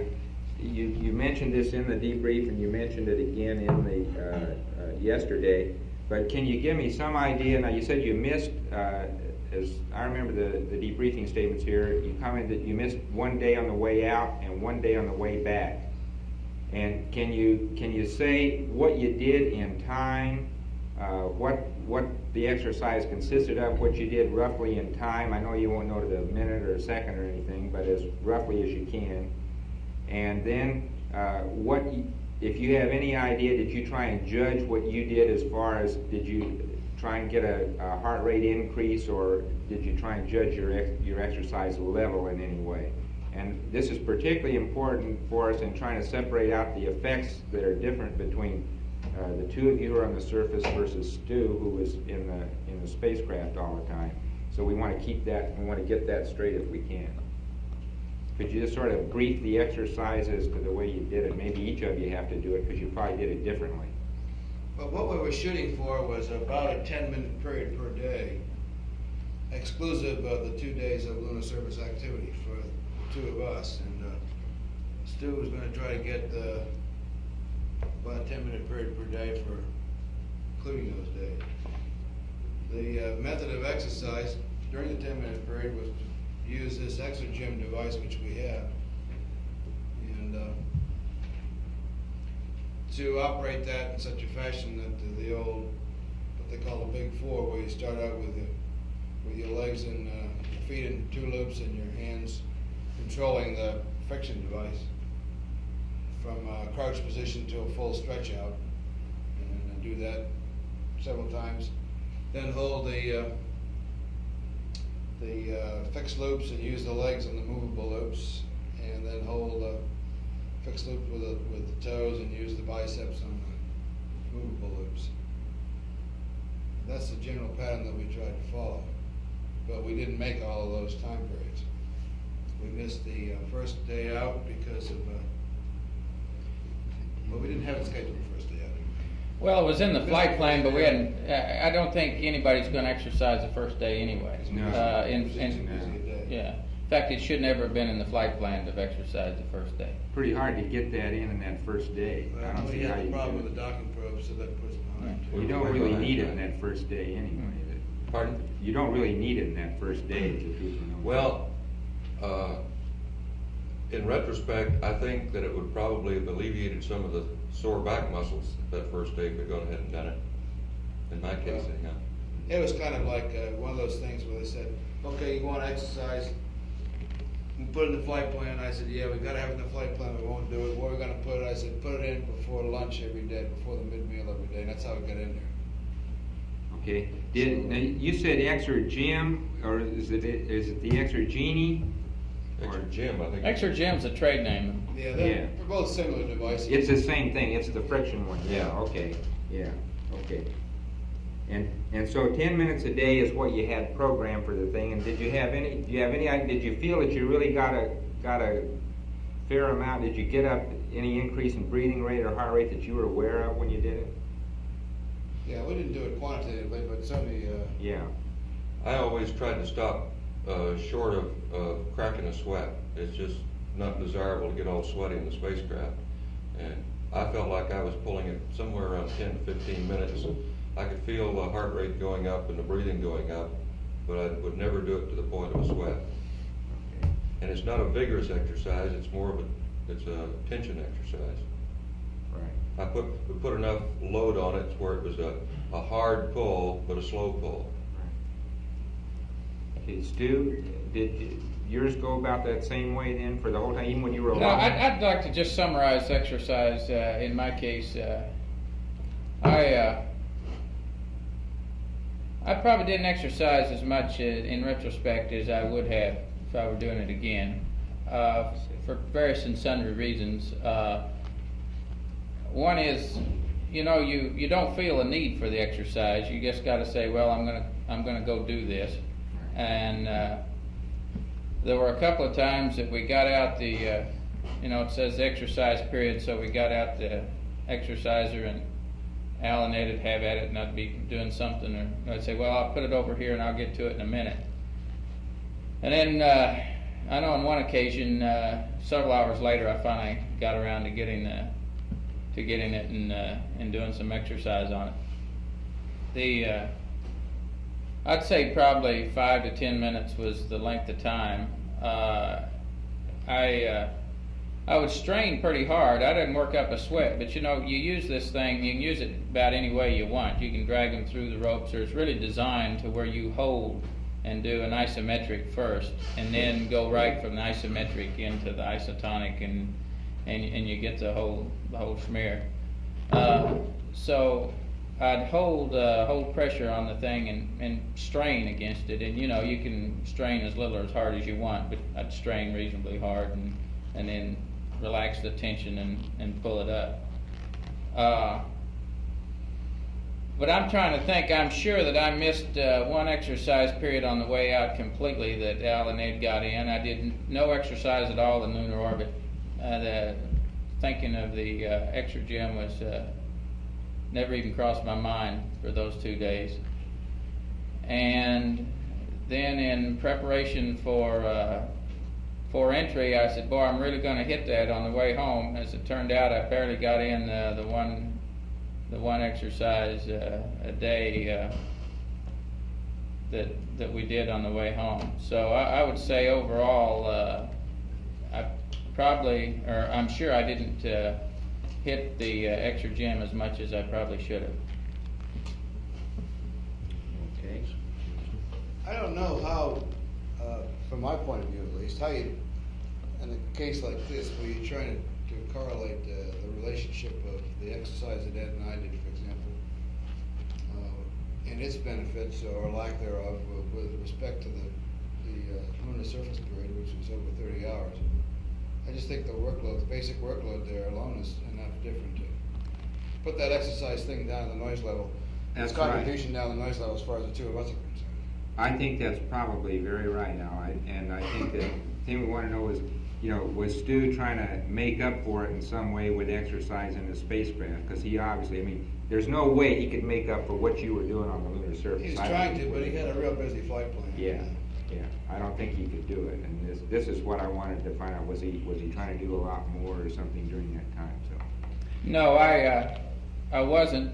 I think that'd be a difficult thing to try to do, really. I don't know. You're going to, maybe with the longer period in lunar orbit, CMP may not be quite as busy, or maybe. I suspect he probably will be. I think it's going to be difficult to get in much exercise there. But, no, I wasn't. It's going to vary between individuals. Yeah. So it was obvious that Stu's greater interests were in running the spacecraft, and for example, the B-23s took a lot of time, which you might otherwise have allowed to. That was this is the kind of thing I'm talking about. That if you're going to get individuals to try to exercise and respond to exercise, then you're going to have to get to them early to explain the benefits or the crew as a result of that. Right. Because it really is an individual thing. That's right. And we haven't tried to set any numbers of times that you do anything or anything like that. And so I think we need to really carefully look at that as an area. Okay, Ed, while I added one that came up yesterday when you guys were talking about Myrtle, reminded me of the problems that you had in flight with the urine, kinking of the urine hose and so forth. How much time did you make a conscious effort in your own particular case, because this is important, trying to chase down your status post-flight here, of the time that you had the in-suit urine device on? Did you have it? Me? Well, yeah. It wasn't my hose, it was kinked, Right. It was Al's. Yeah. I get her twice Al's was, is that right? Yeah. Apparently all the time. All the time, huh? We, oh yeah. We had it on, I guess we'll have to look back on the transcript or look back over the flight plan to know when we took it off the first time. We all unsuited at the same time, which was about 6 hours, 7 hours into the flight, all right? Somewhere in there. And we put the UCTAs on PDI morning, and we took them off only when we got back to the spacecraft after docking. And it was on for those 2 periods only. And I never experienced any discomfort. I never had any problems whatsoever that we discussed pre-flight. No symptoms, no of any sort. Great. Well, it looks like, we haven't had any, you did well. How did you feel, that's another one we might just get out of the way. On fluid intake, it sounds like you all thought the water was great, and so you were drinking well. Were you trying to force fluids? Were you trying to consciously force fluids? Yeah, I think, you and Al? in my case anyhow, Yeah. I tried to take a drink out of the water gun about every time I went by it. I did find that I preferred the juices to water, and surprisingly enough, as much as I did not care for the juices pre-flight, particularly, I didn't crave them or anything, we were drinking a couple of juices per meal a large portion of the time. I was. And in addition, taking a shot from the water gun about every time I'd go by it. I forced myself to drink the water, not that it tasted bad or anything, but just to keep the fluid intake up. And so I would drink water, like Ed says, every time you pass the water gun, you say, well, I think I'll try some of that, and one person would take a drink of water and pass it around and would put it back up. As I understand, though, you stated in the debriefing you felt you drank about half as many juices as they did. I'd say that's probably a good average. I'd say probably a third less. A third less. Yeah, in juices. Mm-hmm. Yeah, you drank 2 juices at some point. Yeah, I drank 2 occasionally. Toward the end, I was drinking 2 more than I was, because a lot of times you'd drink a cocoa and a juice, and I'd bypass the cocoa, and I'd just drink a juice. So I'd say probably, and this is a wag, but I'd say a third less juice than they did. Okay. Well, I think I kind of decided I was gonna try to do everything I could to end up in as good shape as I could at the end of the mission, which included keeping the fluid intake and the food intake up, as well as the exercise. And that's generally what we tried to do. You did a great job of it, I might We add. had to try to get 2 juices per meal, most of the time. Okay, there was a question here about for you particularly, Sue, did you eat more, do you feel, while they were with you, Al and Ed were with you in the spacecraft, and when you were alone, eat and drink better? I saw in your food thing. Well, I'd say, excuse me, go ahead. I saw in your food comments there that you had difficulty, the food preparation thing you'd have preferred if you'd have had some canned things you could have opened quickly and gotten to when you were alone that way, and I can surely understand that. I think it's something we ought to look at, but. Well, that's the way I did eat. Yeah. Because we had them there. I guess it didn't come out right because that's the way I did eat in lunar orbit. I would say, I'd say the answer to your question would be yes. That I ate more when they were in there, but the idea of people being together is nothing in that. It's a time factor. Yeah. During the coast phase, you have more time to worry about eating. During that lunar orbit phase, I didn't have any time at all, and any extra time, and particularly with the troubleshooting the Hycon and so forth. So I didn't have the inclination nor want to go to the trouble of trying to mix up a meal as such, and I didn't much like going to all that trouble anyway. So I opened up, a can of that chicken salad, I think it was, and I had that for breakfast, and then a wet pack, and that's the type of food that you can really get to in a hurry and eat. Right. So I wouldn't say overall that I probably ended up eating too much less, but it was a little different rather than sitting down and mixing up a rehydratable pack and so forth. So the total amount you don't think was any different because you're there, but it was just different kinds of food then? It may have been a little less, but do you personally feel, now the weight loss is involved here, yours, that they you got 1 pound each here and you got a 10-pound one, and I heard your comment about the scale yesterday too, but do you have any personal reason why you think there's that much difference in the weight loss? I mean, is there anything that that you personally tried to account for it other than food intake, water intake, or anything of that sort?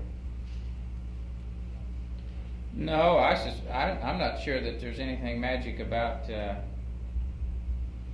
0G or the flight. I would suspect I'd probably lost several pounds if I'd eaten that same menu and sat right here.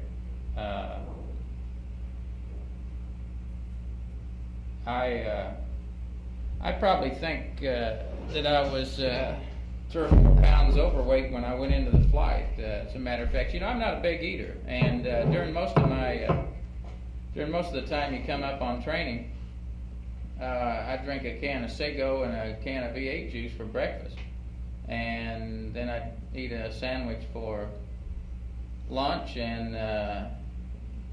maybe drink 2 or 3 cans of beer and eat a sandwich in the evening. And 2 or 3. Yeah.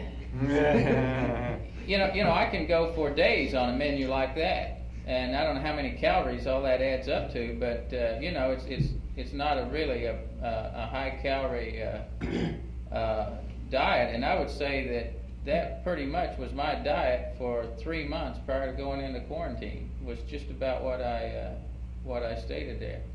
And then when we got into quarantine, well, then I started eating more for breakfast and eating a bigger meal in the evening. And so I think I probably was 3 or 4 pounds heavy going into the flight. And so I think the weight loss may be overplayed a little bit, because I think I had a few extra pounds, and then plus I don't think that maybe we picked the right the right weight up on the rolling scales. But that's neither here nor there, you know.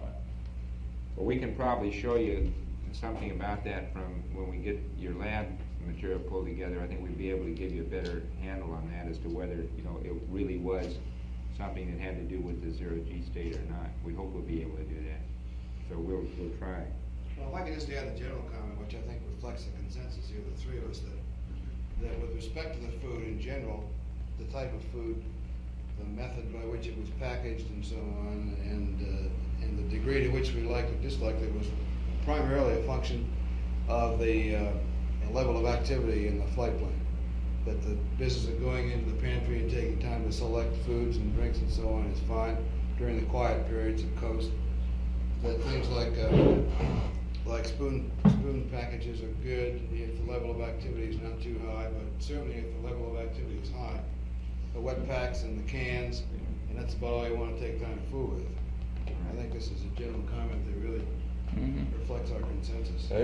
It was a time-consuming part of the day to prepare meals, get them out of the food box, get them all laid out, cut all the tops off of them, get all the water into them, get them massaged, and go about eating. Get the pill back in there when you're through. You know, it took a lot of time. It's an effort. You're right.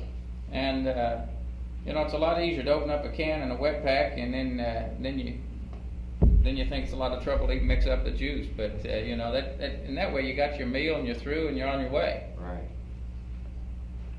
Okay. The cooking problem, quotes, is still a problem. It's still a problem. Which has been fairly common, I guess. Yeah, I think if you got plenty of time, you don't mind spending an hour or so. As a matter of fact, it's a very pleasant hour. Yeah. It gets rid of that time very effectively.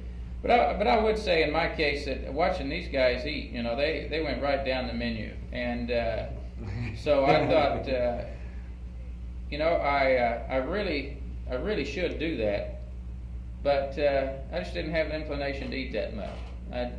You know, even though you know in your own mind, you know, hey, you ought to do this, you know, and you ought to keep yourself, you know, eat just as much as you possibly can.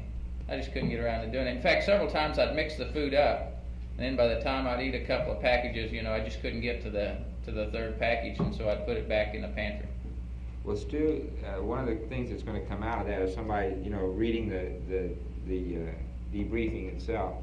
The obvious question comes up: okay, was your lack of appetite itself, was it just plain lack of appetite, or did you really have any discomfort in your, as far as the gut was concerned at all? Anything that you felt was pathological in your loss of appetite due to the environment or anything? No, I don't think there's anything of that. Like I say, I think it boils down to a lot of just too much food. You know, if you bundle up one of those meals and there's just too much there to eat. Were any of you ever thirsty in flight? Did you were feel dry. thirst? Yeah, you were dry quite a bit. You know, you'd have a sensation of dryness, and you'd want, and water, you know, or juice would make you want some water. Yeah. Did you, while we're at it, we might just wipe out the water thing. Did you guys drink the water in your suits? EVA? I did. Ed drank all of his. I just drank about a third of mine, I guess. About a third. On the first one, I don't know how much of mine I drank. I thought I emptied the bag, but apparently the walls of the bag got around the drink tube, and I didn't get it all out because it drained down around my neck during the sleep period. Okay. I had a leaky one also, which I took out between EVAs. Okay, did you fill them up again then when you went out second EVA? And you think you drank about a third of yours both times? I'd say, yeah, I didn't really stop to drink too much. Yeah. Okay. And I drank on mine the second EVA, and I can't remember whether I drank it all or not. If I didn't, there may be some still in it. Okay. All right. Hey, one other comment on while we're on that eating, before I forget it. We ran completely out of these bite-sized packages, you know, and to me that was the best thing we had. These little, you know, turkey sandwiches, cheese sandwiches, and that sort of thing, because that was a no-sweat operation. You just clip that off in a can of juice, and you could go at it. So I really liked those, and I ate all those generally that I could get my hands on, and we ran out of those. Well, we ran out of most everything else too, I mean, just about anything. No, not really. I had all kinds of food. If I may make a comment, if you don't mind, about his eating and drinking habits. This flight plan is really something that he worked on and developed for the flight. It's a busy flight plan, it's a full one.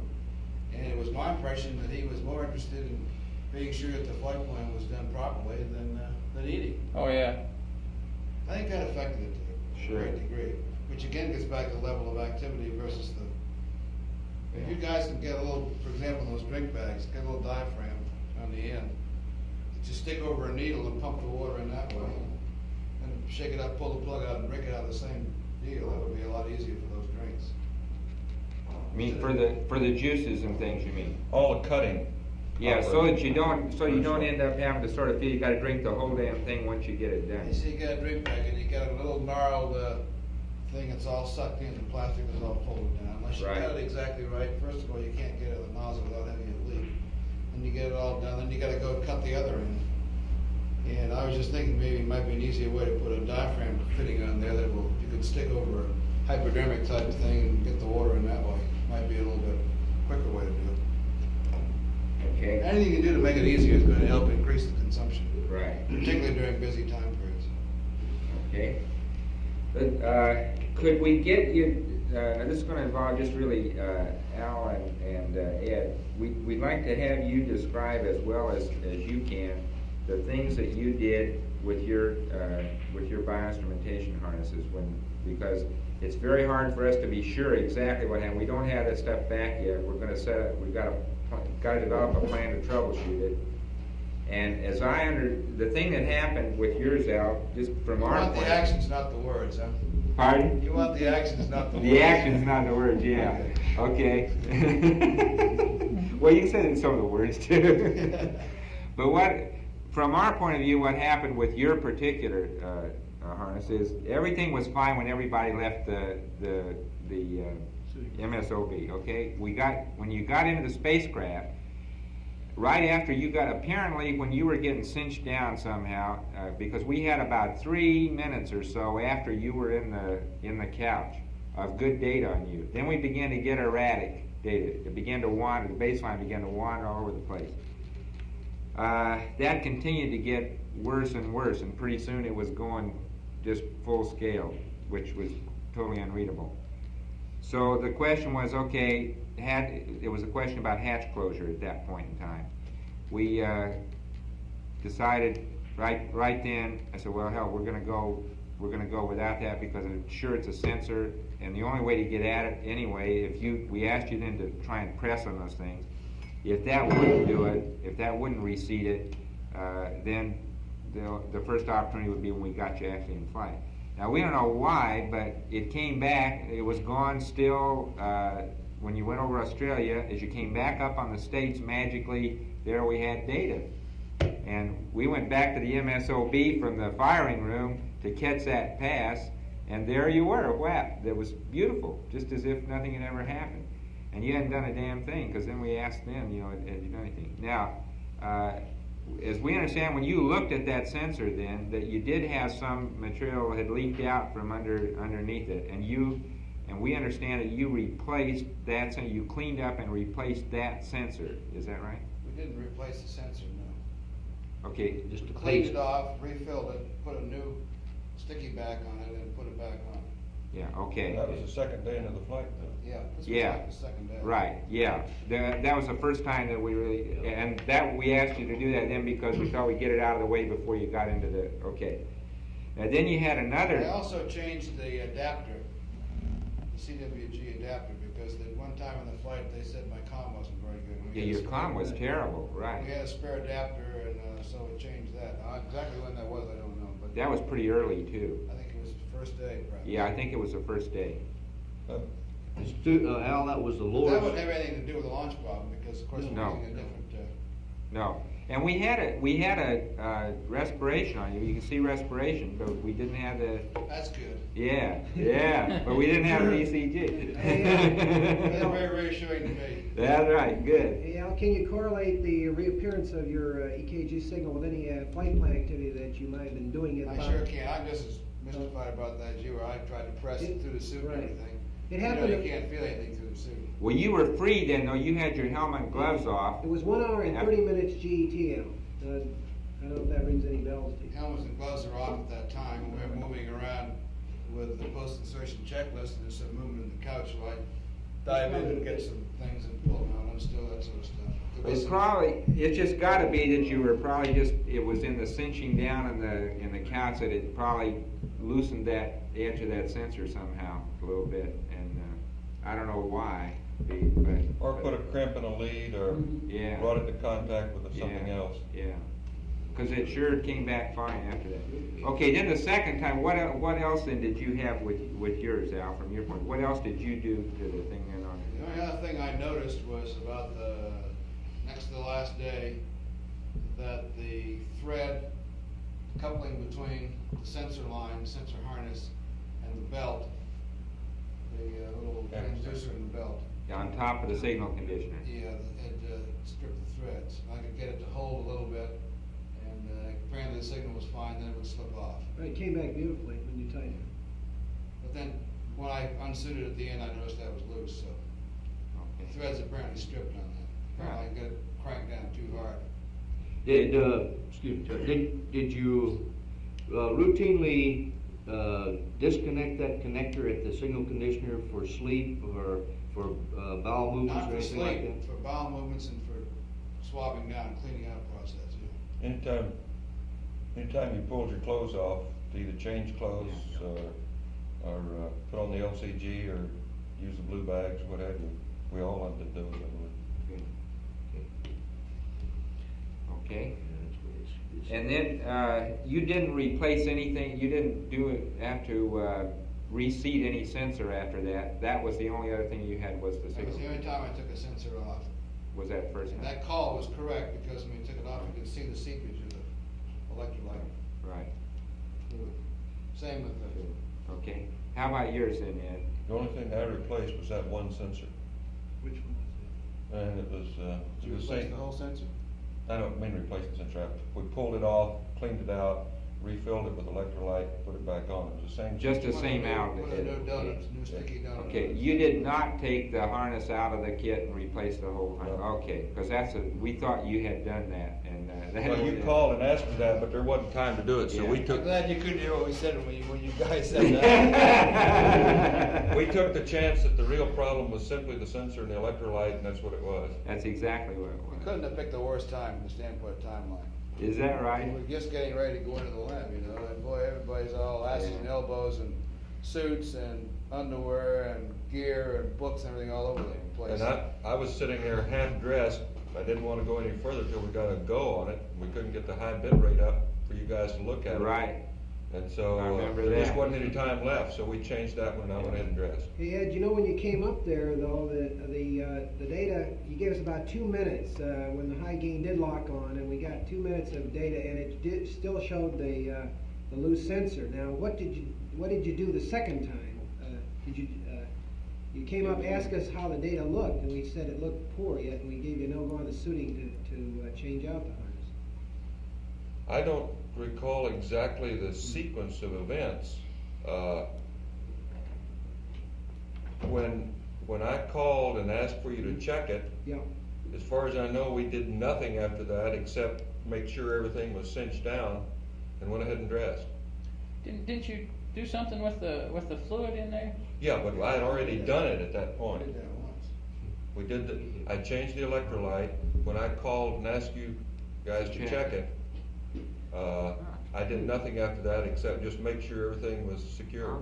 Yeah, because you see, the first time you called, the data was poor, and that was the basis for the call to change out the whole harness, because we said, well, it wasn't that sensor, and we didn't have time to talk to you because LOS was coming up, so we said, go ahead and change out the whole thing. But whatever you did, they subsequently corrected it because it came back beautifully, so we assumed you would just change out the whole harness. We sprinkled a little holy water on it. Yeah. Yeah. Ziggy, now that you mention it, you know, I just can't remember precisely when we changed it, but I'm thinking that it was already changed at that point. Okay. Now, Ed, was this the lower sternal? It was the lower sternal. Same as Same as Al's? Remember they changed, it was electrolyte that was Yeah, replaced. what I'm doing Yeah. is taking it off, by taking it off and cleaning it and putting the new. putting it back, just sticking it back. Okay? And you think you did that before LOS? Yeah. He probably did. What we're thinking now happened, probably took a while for it to seat properly, and when he came around, it was good again. Good. Well, his stayed good then, and then we were having trouble with yours going in. You began to get this wandering baseline on yours again before after we got into the limit. So there was a question in our minds about, is there any way we could do to get that better, to make that better? And we were trying to figure some way. Could you reach around when you were in the suit? Is there any way you could get at that thing? If you took, like, after the EVA, if you ended up taking the helmet off, could you get down into the suit here? You really have to have the upper torso garment, the upper part of the torso garment clear of the body in order to be able to feel that. In order to even There's feel no it. way you can definitely tell, even if the other guy goes through the back, zippering around in front. We tried that on the ground to You see if really, you could do that, and that's pretty hard to do, we found out. The most you can do is press And on it. after all that time in quarantine, that's pretty dangerous too. Yeah. Depends on where his hands is up. Yeah. Okay, all right. Forget the EVA, just keep fooling with my sensor. You've got 2 hours to stop that. Okay.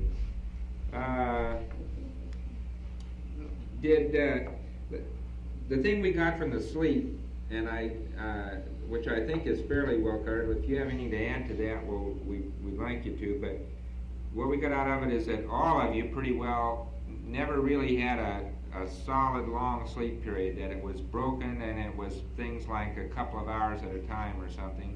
And I gather that the reasons for that varied. You had some difficulty with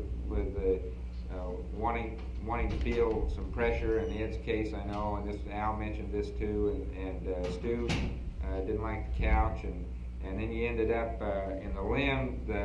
The thing was being in the suits all the time, and then the tilt of the limb too. Both those things probably had a lot to do with the sleep activity. Is there anything else that you think you can add? Did you feel that you were rested enough to do the task even with the sleep that you had? Yeah, but I think we were working on reserves. Yeah, I do too. Well, there were 2 days that we felt sloppy. One was the second day out after the excitement of the launch and all that activity and becoming acclimated to the new environment. So we felt like we weren't really clicking along too well on the second day out. And then the day after TEI, although we all apparently slept better after TEI that night, I guess was probably in terms of continuous sleep was probably the best night that we had. Still, the next day we felt like we were not really organized. We were getting things done, but the little things were not being handled as neatly as we would like to see them. So these are the only 2 days we felt that we were on top of the blood plane. I think, Chuck, I feel that for no longer than we worked for 9 days, that you can get along on a fairly small amount of sleep, and just your reserves and your discipline and everything else makes you do the job properly. But in my case, I felt very strongly that I was on reserves, that physically I was going downhill, and it was of some concern to me that I wasn't getting enough sleep. I knew I wasn't getting enough sleep, and yet I felt fairly wide awake and alert on most of the days, except the 2 days Al was talking about. But sleeping to me was a very insecure experience. Now, how do you mean insecure? You mean because of this wanting something? Yeah, wanting to feel like the best I can say, feel like you were in a bed. Yeah. Wanting to feel some pressure or to be lying on something. It was a pleasant. Could you turn the tape recorder on? I knew we'd get back to that. It was really a pleasant experience to be in 0G during the daytime, I thought. It wasn't quite so pleasant an experience at night. Well, did you feel, that brings up this thing, did you feel, I gather from Al's comments in particular, this business of using your legs and your feet to try and hang on to something, which has been described by other guys too at some length. Did you have a feeling that that was the cause of this muscle business in your back more than, because that's been described and they've never been able to really put a handle on why they felt they had that. They've had this sort of a feeling that if they could just stretch that real good, it'd be great. You think it is due to the fact that you were trying to lock onto something? Yeah, as soon as, that's what I analyzed it after the first couple of days. I think we discussed it, as a matter of fact. And so we started exercising and then deliberately take time out to relax, not only during the sleep period, but also try to adapt ourselves to a relaxed state during the awake periods in the seats or on the optics or in the tunnel or something. And after the second day, it kind of went away. Yeah, that small of the back problem was gone after a couple of days. Wow. And in fact, I was kind of surprised at that. Woke up that first morning, and my back had bothered me during the night. And I didn't realize that Al and Ed's back was bothering them at that time too, And I said, I really didn't get that much sleep, but this sounds crazy as all hell, because I can lay on that big fine king-size bed at the house, and if I get a lot of sleep, if I lay there for say 10 or 11 hours, why the small of my back bothers me. Sure. And I said to these guys, I said, hey, this is crazy. I didn't sleep that much last night, but my back feels just like I'd got about 11 hours sleep. And they said, well, mine does too. And then then we got to talking about it. And but it was there, and it was very conscious to me that first night. In fact, I thought probably my back kept me from going to sleep as much as the new environment, rather than the 0G, because I was always conscious of my back bothering me. Did you ever think about taking aspirin or anything to do anything with that? Did you? I've never taken aspirin at all. For the 8th thing? I think until the time we discussed it, I was convinced that the reason I was feeling bad in the back was just not urinating for so damn long during that whole. I wondered if you wouldn't think that. Yeah. I did think that. Yeah. And then after we started discussing it, I said, well, that may not be the problem, or if so, that's just part of the problem. Everybody's got it. Everybody's got it. Yeah. And I agree with Al that it has something to do with the way you try to use your feet to stabilize yourself. And I believe, although I couldn't see myself, I believe that when I was relaxing in the spacecraft in 0G, I was in a curved position. And it felt good to throw the shoulders back and straighten out, or to take the exergym and get some tension on those back muscles. Well, you tend to assume it's sort of like a fetal position. If you just totally relax, your legs will tend to float up and come up in a sort of a semi-seated position, and your hands would tend to float out about like this, and your back tends to bend some, so it tends to assume that kind of a position. If you just let all your muscles go, so you don't have any muscle float on. Oh, I tell you, that one of the good things for that back too is just exactly that position. Just get yourself up like this. That's right. And I know that first night when my back was bothering me, I tried to sleep a good bit. I'd reach down and grab a hold of my booties, and I would lay there like that with pulling some pressure on my legs, and it would really help that small of your back. I found both things, either straightening out to put some tension on the back muscles, or as Stu says, double on out and pull the other way. How about when you got back onto the carrier now, and you got into a bed then for the first time back in a 1G environment? Did you have any feeling? Did you have the feeling that you were real heavy, that you were sinking into the bed? Did you have that when you were on a table or anything, on the X-ray table or anything of that sort? None of you experienced that. How about weight of clothes? Did you have a feeling that your pants were too heavy, or they were falling, or anything like that when you first got back? Only thing I can remember about laying down on the bunk was it was a good relief to be able to lay on your stomach. I generally, I don't know which way I sleep most, back or stomach or what, but you always had the impression, no matter in what position you are in the spacecraft, you're on your back. And so I remember thinking of that. The first thing I laid down in the bunk was I stretched out on my back, and I thought, gee, I've been this way for 9 days. I think I'll turn over. So I rolled over on my stomach. It felt pretty good. Okay, did any of you have any dreams at all? Did you ever dream in flight at all? I did, but I couldn't for the life of me recall. Well, that Absolutely doesn't matter. Yeah, I had dreams. But you did have dream activity, at least, in the Yeah. surgery state. Good, okay. Yeah, I think of that heavy feeling, Chuck. The only time I noticed it was after we had landed, we were still in the spacecraft. We unstrapped and the spacecraft was bobbing around a little bit, but not too much. Got down the LEB right away, and the first couple of steps, combination of the rocking the spacecraft and being in 1G again, for perhaps, I don't know, 30 seconds, no more than that, certainly. That was my experience And too. I started doing some deep knee bends right away for, maybe 10, 12 of those babies, and I was right back at home again and continued to feel that way. No muscle soreness, no feeling of heaviness or anything from there on out. Did you, this feeling that you experienced when you first went down the LEB, was that all over, or was that just heaviness in the legs, or did you just feel heavy all over for a Just few felt seconds? heavy all over, I think. Just all over. How about when you first got some G on re-entry? Did you have a sensation that you had a lot more G than you were really registering? Did you go through that? I don't remember anything over 2G, was I supposed to? Of course, these two guys were. You don't, huh? You like that? No, Everybody else is done? No, I think you become very sensitive to G, like even ullage on in the spacecraft, or well, that'd be just the only time you'd really feel a G would be the ullage, as well as the SPS engine, of course, But on entry, certainly, as you're going through 1G, it certainly doesn't seem like 1G. You're sensitive to the G.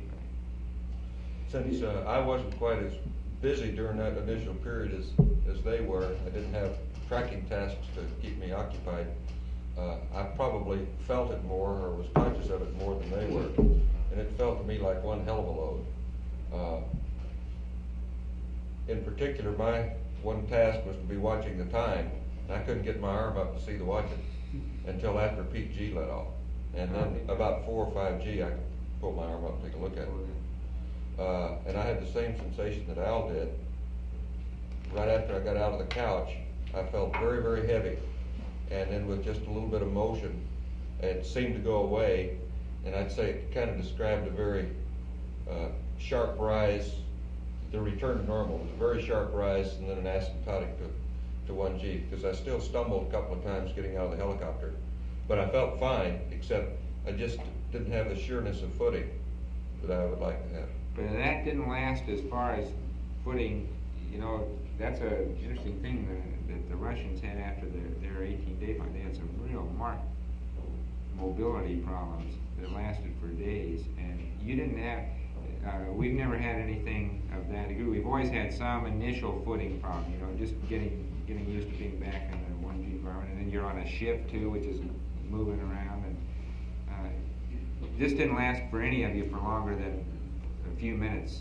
Really getting out of the I helicopter. never felt lightheaded at all. No, neither did I lightheaded.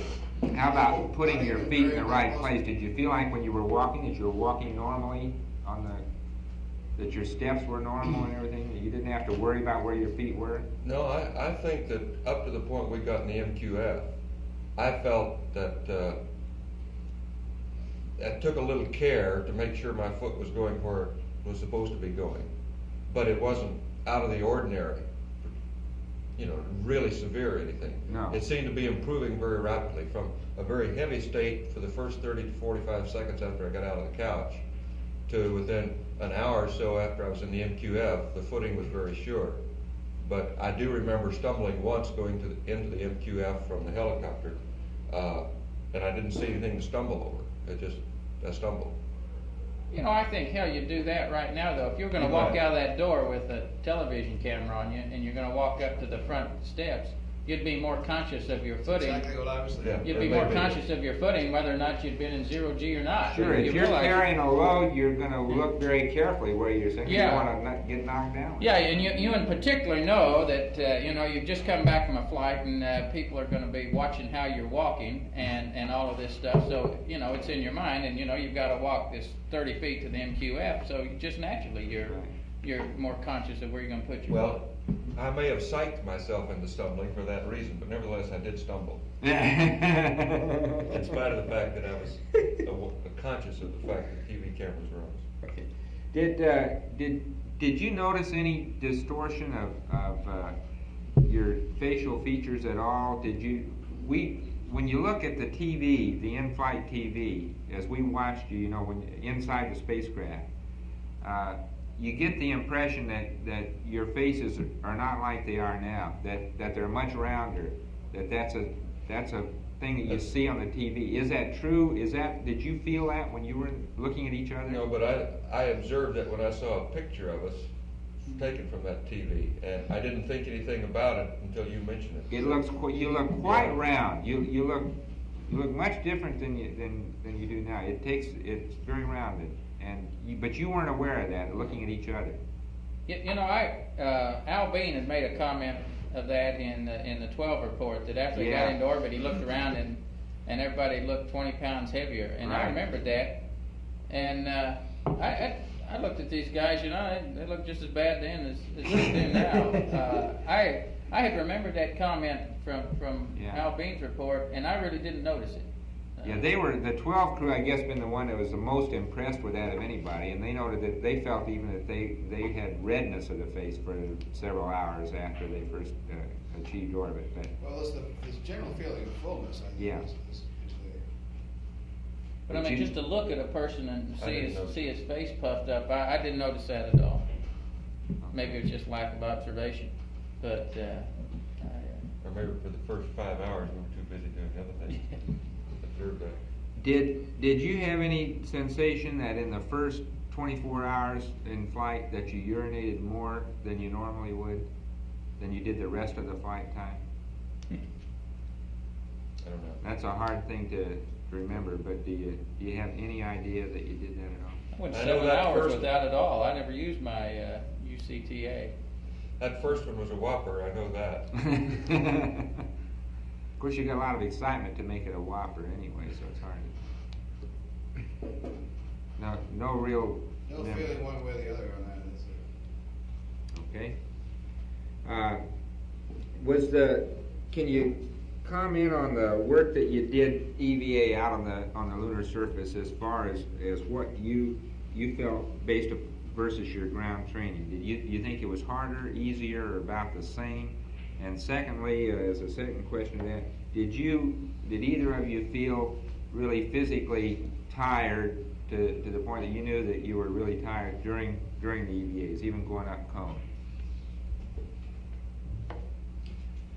I felt, of course, it was an order of magnitude easier than 1G training.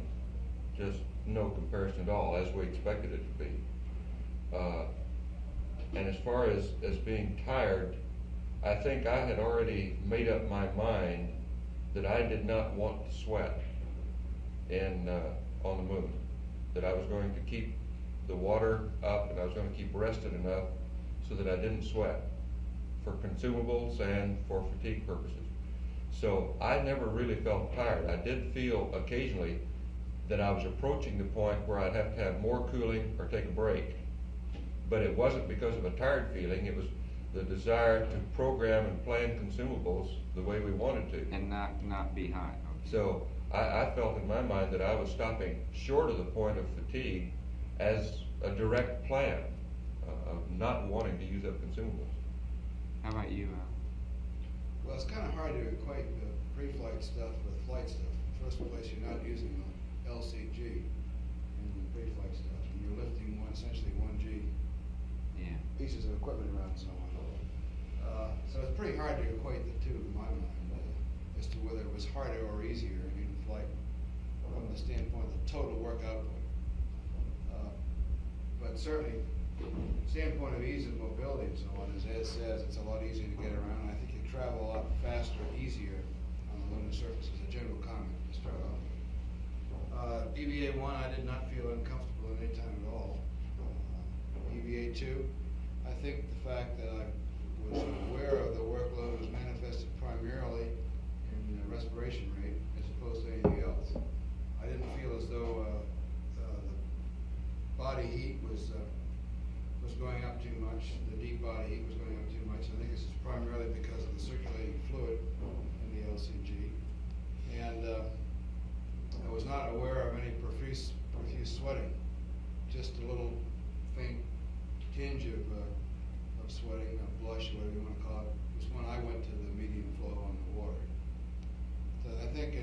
not really aware of increase in heart rate either, unless you specifically stop and measure it somehow. Right. So I think to me, the thing that was most obvious about the increased workload was the respiration rate.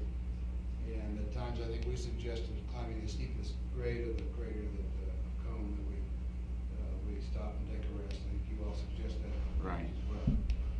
Right. But from the standpoint of being tired to the degree where we didn't want to press on after a short rest period, no, I didn't feel that at any time until after the 2 days was over and we were back on the command module. Never really felt like I was behind the power curve as far as the total workload was concerned. Well, we'll try and give you some firm feeling for what happened with your EVAs when we do this later. You know, we can show you actually what you know. You did have some times where you both got heart rates that were up in the 150 area. You and this is why we felt, and your respiratory rates were very audible. And we didn't have a respiration trace on you at that time, as you know, but you did have very audible respiratory rates, and it was obvious that you were increasing those. And Al, I think you began to store. I think the thing is you kept yours on men for a long time, and then when you did turn up to medium flow, you just left it there a short period of time, and it didn't kick your rate down as much because you still were maintaining some of that heat in there. Now, it wasn't enough to make you sweat apparently. And then when you started doing that, turning it on a little bit longer, each time it just settled right back down. You didn't have any trouble with it at all right there. But both of you came down very well. When you would rest, your rates dropped down. And that's contrary to what happened on 12, where they didn't drop down when they rested. And yours did very well. They just dropped, they come right on down as soon as you stop doing the activity. So that do you have a feeling that you could have, you have a feeling, any recommendations about extending EVAs now? I mean, do you feel that it would be possible with proper consumables, of course, that you could, that it's physically possible to do that? I sure do. The thing that bothered me was the worrying about consumables. Knowing that we were getting a higher metabolic load, the higher heart rate, more oxygen consumption going up Cone Crater, and that I was spending more time on between minimum and intermediate cooling because we were deliberately rushing to try to make up time. I started worrying about consumables, and especially in the water and the oxygen. And I felt that was a limiting factor. I didn't feel that I was the limiting factor. Just the oxygen and the water I was consuming were bothering me. Well, we tried to give you the word that, you know, that you were pretty fat on consumables really at the time. We thought you were trying to save consumables, obviously. Yeah, we were. Yeah, and understandably so. And so we wanted you to know that you had enough and you could go to medium flow without really getting yourself in a hole was the thing we wanted you to know. And after you did that, I spent considerably more time on between minimum and intermediate cooling. Yeah, you did. Yeah, right. So did Al. Yeah, you both did. Incidentally, I think that the comment is, I'd like to comment about total workload with respect to the 2-day period. I wouldn't want to see a crew ever plan to do any more than we did in those 2 days. Oh, amen. As far as I'm concerned, that's about as heavy a workload as anybody ought to do. And certainly, if you're going to go out for longer periods of EVA, you ought to allow longer periods of resting. Amen. And make sure somehow that they get the rest. Yeah. Just allowing the time doesn't necessarily assure rest. Well, tell me, if you had, you know, in the limb, I gather one of the things that you think would help, of course, would be getting out of the suit. That certainly would help if you could get out of the suit in the limb, no question about that. If you had something for sleep, would you take it? Would you guys have taken it in the limb if you had had something for sleep? Do you think? I don't think so, because I don't know about Ed, but I certainly don't take that kind of medication here on the ground. It's an individual thing, quite obviously, and it just depends on. Try to do things as closely in space as you can to the ground environment is probably the way everybody would Right. go. So if you have people that do that in the ground, probably would help them. I prefer to see us use a more natural means of getting to sleep as opposed to an artificial You'd means. like to have something to sleep on, please. Back to that again. I think the suit's the big thing, as far as I was concerned. Yeah. It keeps coming up. Couldn't roll around. Even you couldn't roll around in a hammock, and the damn neck ring was hitting the back of the neck. And Yeah. there was one thing, Chuck, about fatigue. The only thing that I felt fatigued, any muscles I felt fatigued, was a darn hand muscle in the right hand because of that glove. Because you were fighting that glove. Yeah. And working the core tubes, unscrewing the core tubes. One of them I couldn't get by myself. Getting the caps off of them, that was very fatiguing, and that arm gave out. How about when you're carrying the barbell out there and you're getting this thing? You said you had to do it like Well, this. that was tiring, just because it's so cumbersome and it was flopping all around. But I eventually put it across my arms like that, and it just aside from the workload of carrying it out, it was no problem. It was heavy. Was the weight seem different? Because you commented at the time, and it looked like you were having trouble getting out there with that thing. Was it the weight of it, or was it just the fact that it was vibrating, that it was sort of like a fishing rod? It was mostly the vibration of it, just the flopping of it. Flopping up and down. However, I think that it was heavier than I expected from the 1.6G mock-up. But we had never carried it that far in training, and I think we've made that recommendation that at least once the guys ought to carry it the whole way. The whole way. But it was primarily the flopping of those weights on the end that were giving me trouble. Okay. Let's get I gather that on this bowel movement thing that the preps and so forth, you had a good comment in there that went fairly well. You all did the same thing we knew pre-flight anyway. Now, how did it work out though? And the thing, do you remember? Can you just tell us each one how you went? I gather Ed went almost to the end without having one, according to a comment. Yeah. Where did you go? When did Bad you? he didn't. I went to the morning of the 8th day. To the morning of the 8th day was the first one. And that's the only one, I assume. Yeah.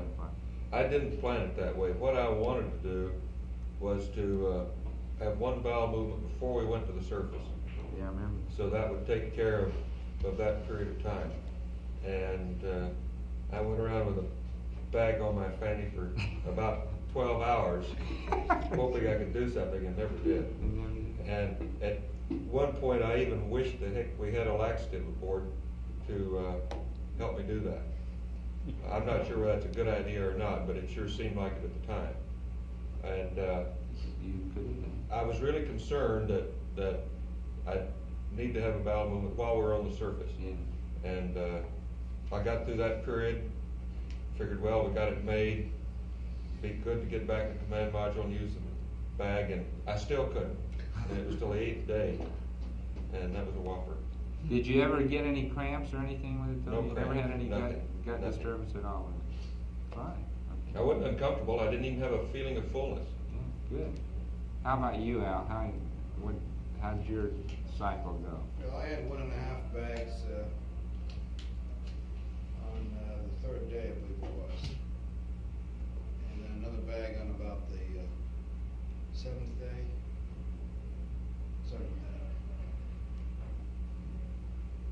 And no problem with it. I mean, there were normal consistency and sort of as far as But that's really uncivilized. that. I agree with you.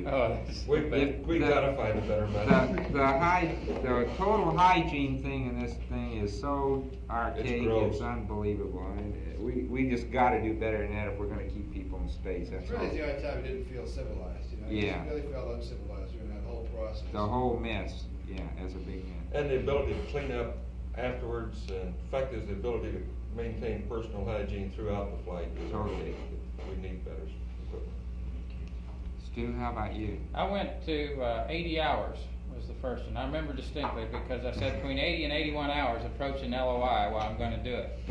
And you did. which pleasantly surprised me too while we're on the gory subject, because pre-flight I anticipated that I might have to use the bag more than that, because in my normal course of events it's very common for me to hit the head at least twice a day.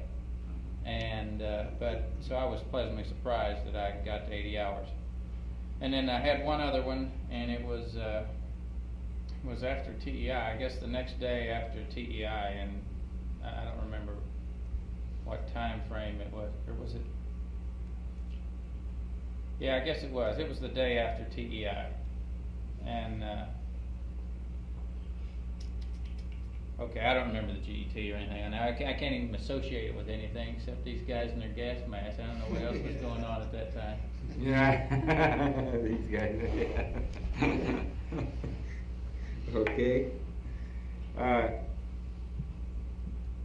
When did you first start to use the nose drops? How far into the, do you remember what day? Third day, wasn't it? 3, I think. Third day.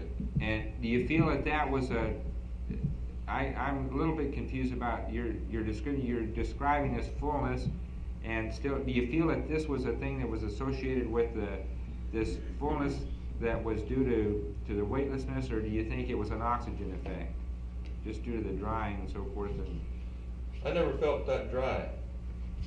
And at the time, I thought it could have been either or both. And so I just treated it symptomatically with about 1 drop in each nostril, and it was completely effective for the next 10, 12 hours. well, you could hear it. This is a fairly routine. You hear this in the guys' voices, and you know they're doing it. You know, you hear this full feeling that they have. Sometimes they get a little bit of hoarse sensation with it too, and it comes and goes. And you described it, I thought, very well yesterday. You know, sometimes in the mornings you'd wake up and it'd be better in the morning. You know, Well, Chuck. I don't know. This is kind of a subjective feeling. I kind of felt that maybe the whole full head sensation was related to a readjustment of the whole cardiovascular system, and therefore, It is. if you could relax a little bit in the evening, it ought to help it. This is my theory. Yeah. Maybe I kind of wished it that way. I don't know. It's just a general feeling, nothing to substantiate quantitatively. And I think as far as the nose drops are concerned, it helped with the mucus, but it didn't help the overall fullness sensation. Did they work all right? I know we got a special with Stu here, but did they work all right? I mean, did the Just like drop- they should have, or Yes, like I it clear out the, expected to. with me, to clear out the mucus temporarily, a few hours. Yeah. Okay. And Stu, what about now? Did you just give yourself too big a slug? Is that what happened to it, or? I think I probably did, Chuck. I'm sure that's what happened. You know, I said, well, I hadn't used any up till then, but on entry, you know, I thought, well, I think I'll just use some of these beauties. And I think gave me too big a dose in the right nostril here, because boy, my eyes started watering, and I could feel it in my sinuses and everything else. And but it lasted maybe an hour, and by the time, I guess I probably did that a couple, 3 hours prior to entry, and an hour later, you know, I think most of the symptoms have gone away. Either that or you're getting closer to entry and you stop worrying about it.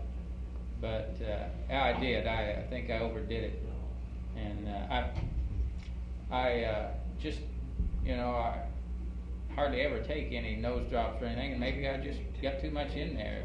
It's probably pretty powerful stuff. It is powerful. I know in 1G or here, if I take more than a couple of drops of Afrin, if I use drops instead of spray, I get the same effect that Stu does. Yeah. No, that's not It's a uncommon. burning and a real drying sensation. And it wasn't a lack of briefing or not trying it before flight or anything like that. I think I was just a little overzealous in the application. Well, you know, 2 drops are good, give it 4. Yeah, you know, what the hell. Did you feel that you got any? Did you get a tachycardia with that? Did you get a real increase in heart rate with that? Oh, I don't have the foggiest idea. You didn't feel it anyway. Yeah. Gee, Y'all had the. He pumped a little more adrenaline. He got mad at us for suggesting that we usually use the gun. Yeah, I was teed off at the suggestion. Did any? You all had some evidence in your ears on the first exam when Bill saw you of having some bubbles in there. And did you have any sensation during reentry that you were having trouble clearing your ears? Any of you? No sensation. it's rather surprising to me. I was looking for it, and surprisingly enough, I had no problems at all. Not a bit. I could feel the pressure change, but I could hear them pop. But you know, I did that too on my suit integrity check. I could feel the pressure. Yeah. You know, and you just sort of pop it. Hey, I'd like to make a comment before I forget about this voice sounding full. You know, I noticed that you'll do that a lot if you.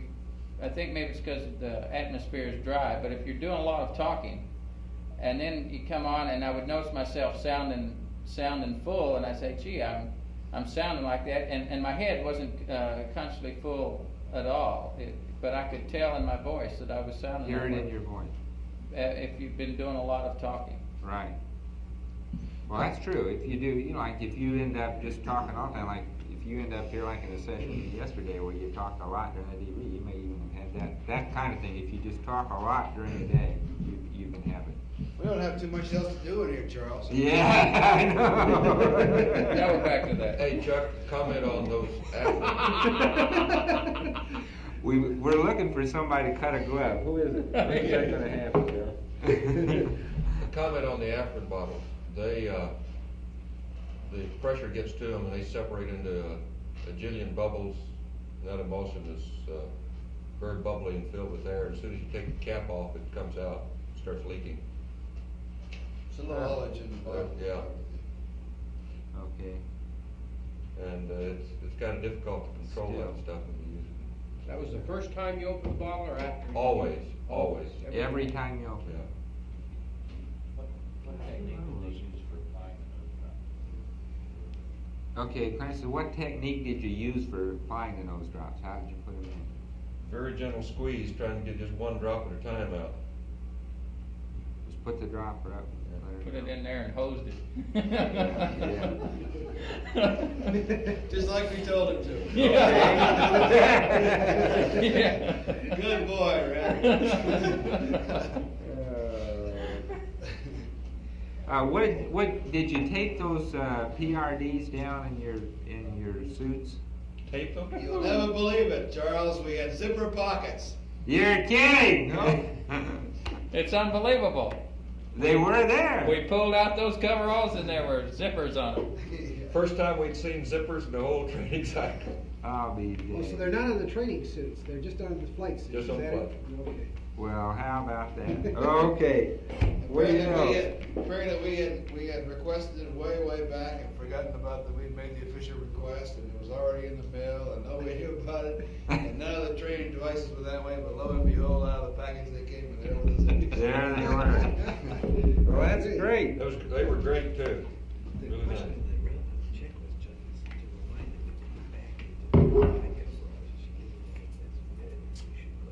Oh, okay.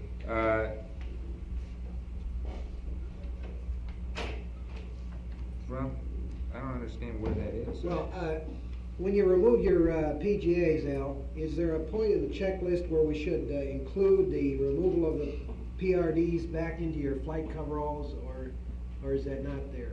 Or what? It already says, take all the items out of here.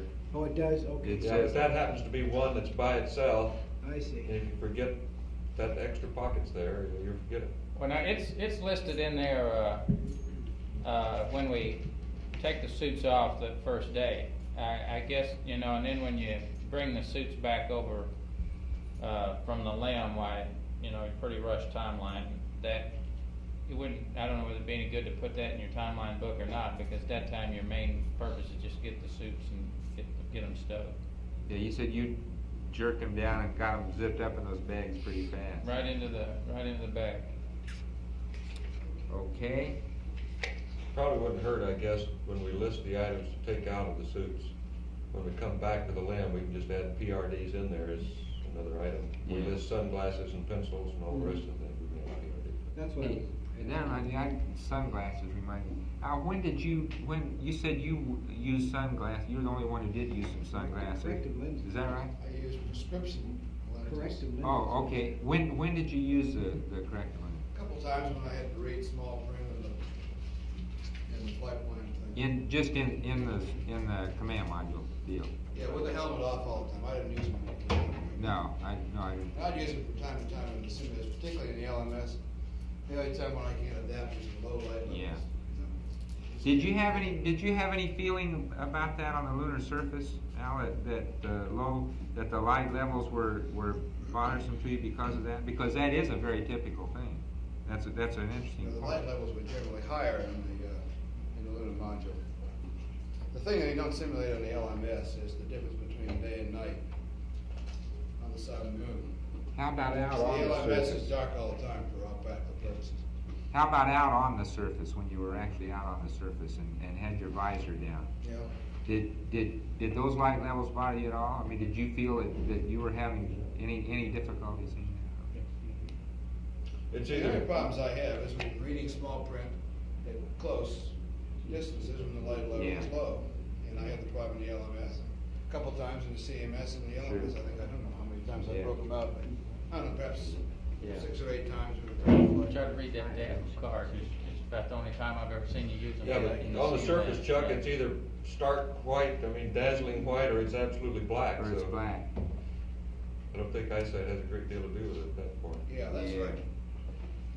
I think you've covered most of that stuff about the vision on the surface and so forth pretty well in there. I think you've done that very well in the thing, so I don't think we need to, if we have something that comes back up for that, well, we'll get the word to you, but as far as I can tell from getting through all that so far, I think we've got most of that covered pretty You know, I well. might point out to you, if you want to pursue the visibility further for any sort of medical things, if you look at the photographs, in my opinion, they're exactly what we saw. Is that right? If you look cross sun, the visibility is great. If you look up sun, everything's glared out by the sun. If you look down sun, all of the gentle, subtle rolling and the subdued craters, they just disappear on you. Yeah. But cross sun visibility is great. The photographs show it the same way. You know, just real briefly on that same subject, it's kind of hard to tell when you're looking at just negatives of these 70 millimeters, but I was looking at some of the zero phase pictures last night and how the targets would disappear at zero phase. It does it on the films also. And Same way. as it turned out, I'll have to get, see what the prints look like. But my first impression is that I didn't see much more than what the camera did at zero phase, which is going to surprise me because I would have thought different. Yeah. But I don't take that as any sort of data until I've had a chance to really see a blown up print. I'm just looking at some negatives in here. But that's my first impression. We've always said that the eyeball can see more than the film can, but with our particular film, I think there's pretty good correspondence. Probably going to be about the same. That's great. You're not insinuating we have bad eyeballs. No, we just have good film. That's a preliminary opinion. Hey, on the sunglasses, I guess you got it. As far as I know, nobody even broke their sunglasses out. Right. And you didn't feel you needed them? No. Right. Well, I think the only time we needed them was when there was sun shafting in, but in PTC, if you just wait a couple of minutes, it'll be gone. It goes away. Okay.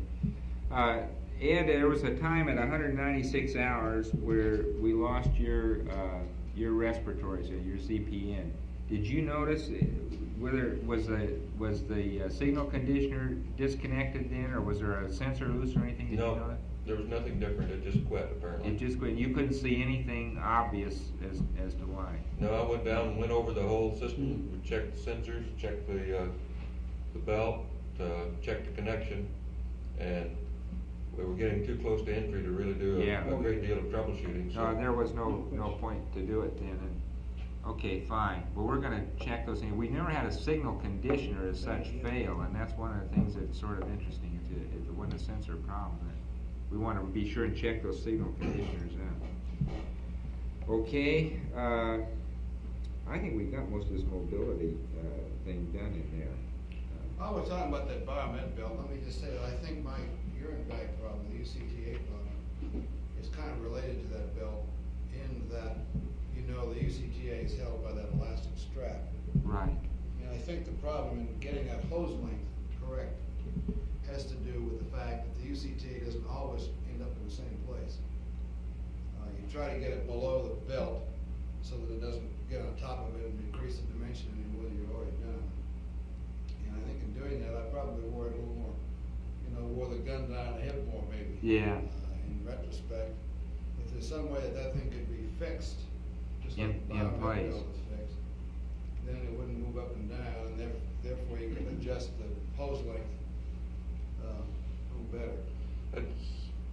I wore mine differently. I wore mine over the bio belt. That may be the difference. Yeah. Well, I think it's a question of fixing the vertical height of that thing, so you can get the right length in the hose. Because mine was up and down, and I think when you reached in, you probably found it was sagging down as a result of being full of fluid on the one hand, but also because I used to wear it below the belt on the other. Yeah. But his hose had a definite kink in it. It came out of the fitting and just made a sharp kink, and it was bent, just like it's came, just like you see it over. Yeah. Very good. Did you feel any real dryness of skin as such, or dryness of your lips or your nose at all? Did you ever have any sensation that way? Not exceptionally for me. I sure didn't have any obvious sensation of dryness. I don't know whether Stu did, I noticed his lips were cracking about the fourth or fifth day after we got back from TEI. But I don't know if you got it or not. No, I didn't feel dry. In fact, I noticed they're cracking in here too.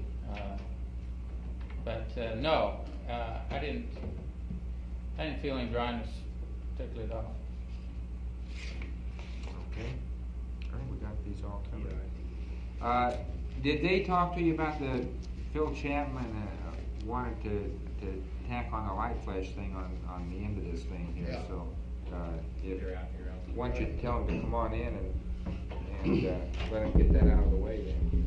Hey Chuck, just real fast I know you've got to take the data and you're looking ahead to the longer flights, and I'm not trying to downplay it, but this weight loss, I think in my case, I don't want it to be misconstrued. I was just sitting here thinking, I weighed less after our field trip to Iceland than I did after this flight too. A weight loss of me of 5 pounds is no, just comes and goes with no problem at all. Well, that's why the body water things are going to be pretty important. Yeah. To know is that really it? Is it really a total body water loss kind of thing? That'll be a real important plug to hang on there. That's why we'll go over that with you so that it is clear. Mm-hmm. We won't have total body water or extracellular fluid space until after quarantine. That will be done at Baylor. Those are beta emitters. We're just doing the gamma counting here. Why can't we get it out? We'll argue that with you later. We're just not equipped. Let's get it out. I'll talk with you later. There's a scientist. Let's go. Where's Phil? I did. Yeah, there he is. Phil, go out. Hey, y'all want any coffee? I got a big pot right here. Yeah, I'm coming over to get some right now. Oh, you Dick suggested that we should tack on a few questions about light flashes at the end of this briefing. That's what we're about to do. What we'd like to do is to clarify some of the subjective impressions that you got of what you saw in the way of light flashes, and also to clarify the conditions under which you saw them. Excuse me, could you stand back from the mic just a little bit? That's a boom mic. Phil, and that why don't you sit right here? It'll pick it up. Okay. It'll really blast us out. Let's go. You need to get really close to the mic. You should be right in the middle. Is there a way that the room could be darkened? That the room could be darkened? Yes. In a while. You know what? Okay. The first question we got is the streaks that you saw. Were they a very sharp phenomenon, or were they rather diffuse, like fuzzy? Ones I saw were very sharp. There was no mistaking what it was. It was a streak so long, instantaneously disappeared. Yeah, I think that's correct. Both the single streak and the double shot appeared to be very clear to me. They were quite clear, and I think I made the comment over the loop that most of my streaks appeared to be on the periphery. And for the first several days, I got the impression that this direction was predominant. Later on, it appeared that I don't think I could get that good a pattern, but that was my first impression for the first couple of days. The next question is, was there any apparent direction of propagation? And could you tell it was coming from one side to the other, or was it just a flash? Several times you did say from the left to the right or something like that. Tried to correlate it, but in my case, I couldn't really correlate a pattern out of it. Yeah, I would think that the time period in which we tried to report them streak by streak, flash by flash, was representative. And it was my feeling that it was generally random during that time period, and therefore generally random throughout the times that we were noticing it. No, I meant, could you detect that it was moving from one side to the other in general? It was moving in a specific Oh, flash. a specific flash, yes, yes. But you could see it as a travel from one side to the other? You I really think we could? tried to report it that way, didn't we? Yes, you Yeah, did report it. that's the way That's it what's impressed me. puzzling us, because it happens, it has to be very fast, you know. Isn't that question kind of redundant then? Didn't believe you.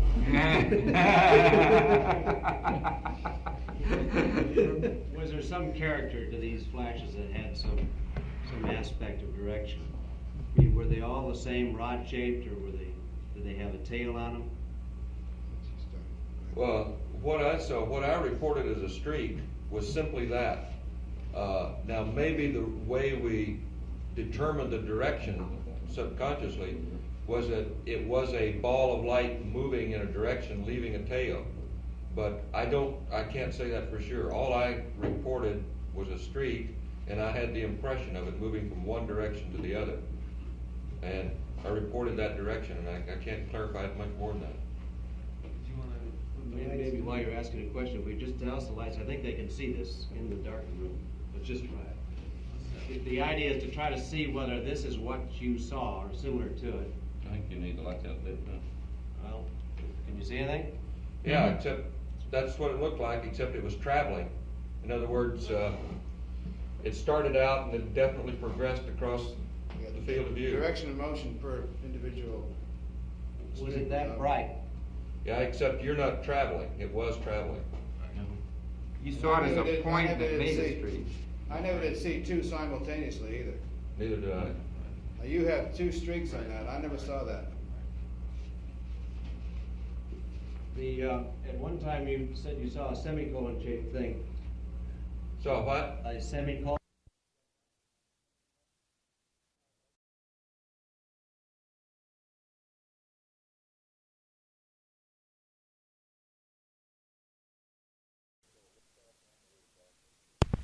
We're picking up at 12-0 liftoff rendezvous and dock. And again, where things went nominal, as per the checklist, we're going to get the lunar surface checklist, Jay? Absolutely. Okay, we're going to say so. LEM power up and launch prep went well. We did not do the P-22.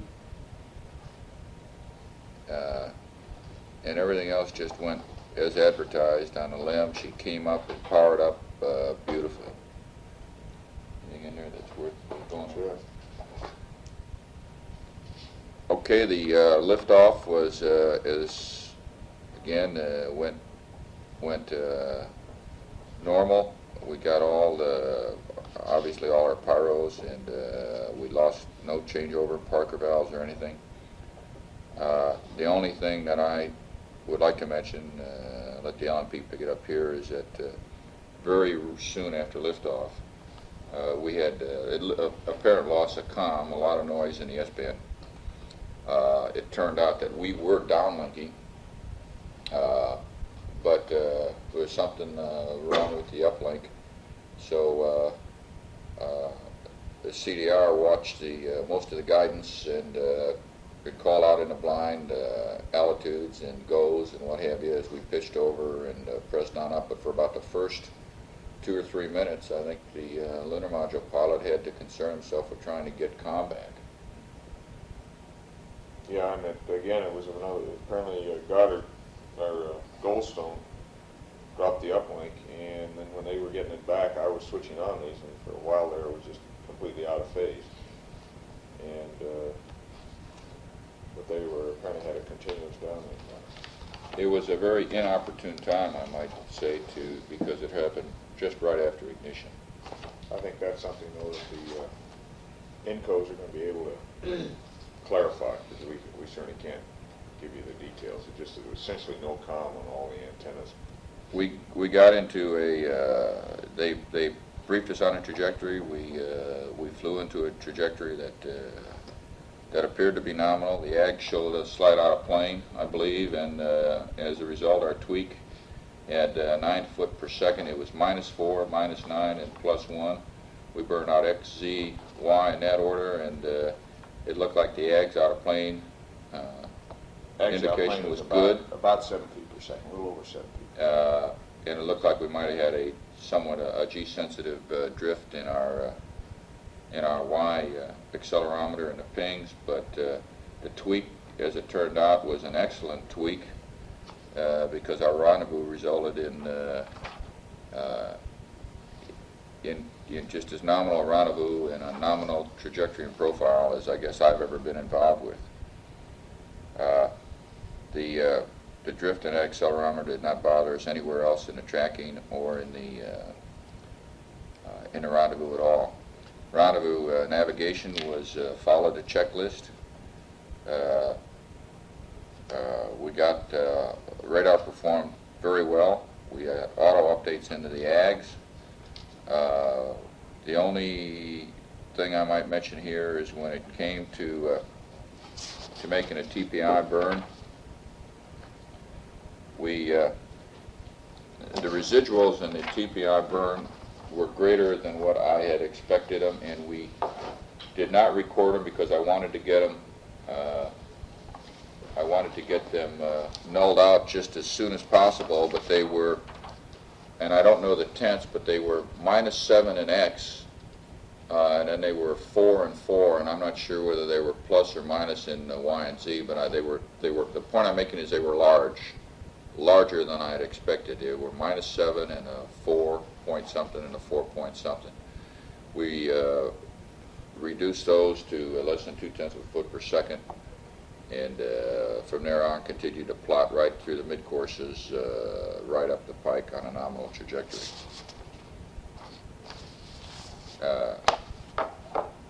Communications after that first lash up, you got any comment about that? No, the comment was good. A couple of comments about the ags. After about 5 or 10 minutes, or early in insertion, I always check the accelerometers early after insertion. And they looked real good, except about 5 or 10 minutes later, and I can't remember exactly, I looked and I had accumulated a foot or 2 per foot, maybe a foot and a half per feet per second at X. So Gene went free and I did a gyrocal, and after that there was no significant accumulation in X. That went very well. I did that without talking to the ground, but I felt I had an understanding with him that was something that we could do without fear.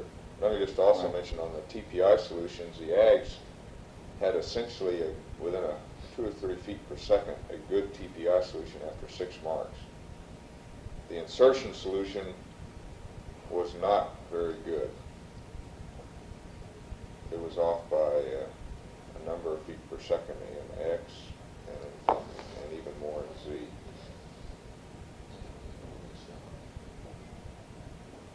This was your first one, 17 marks, and this was your final. Didn't change much. No. The pings recycle and pings final were very close, within a couple feet per second in X, they were right. Yeah. And a pings recycle had, I don't remember exactly, it calls for 15 marks. I think I had 17 marks.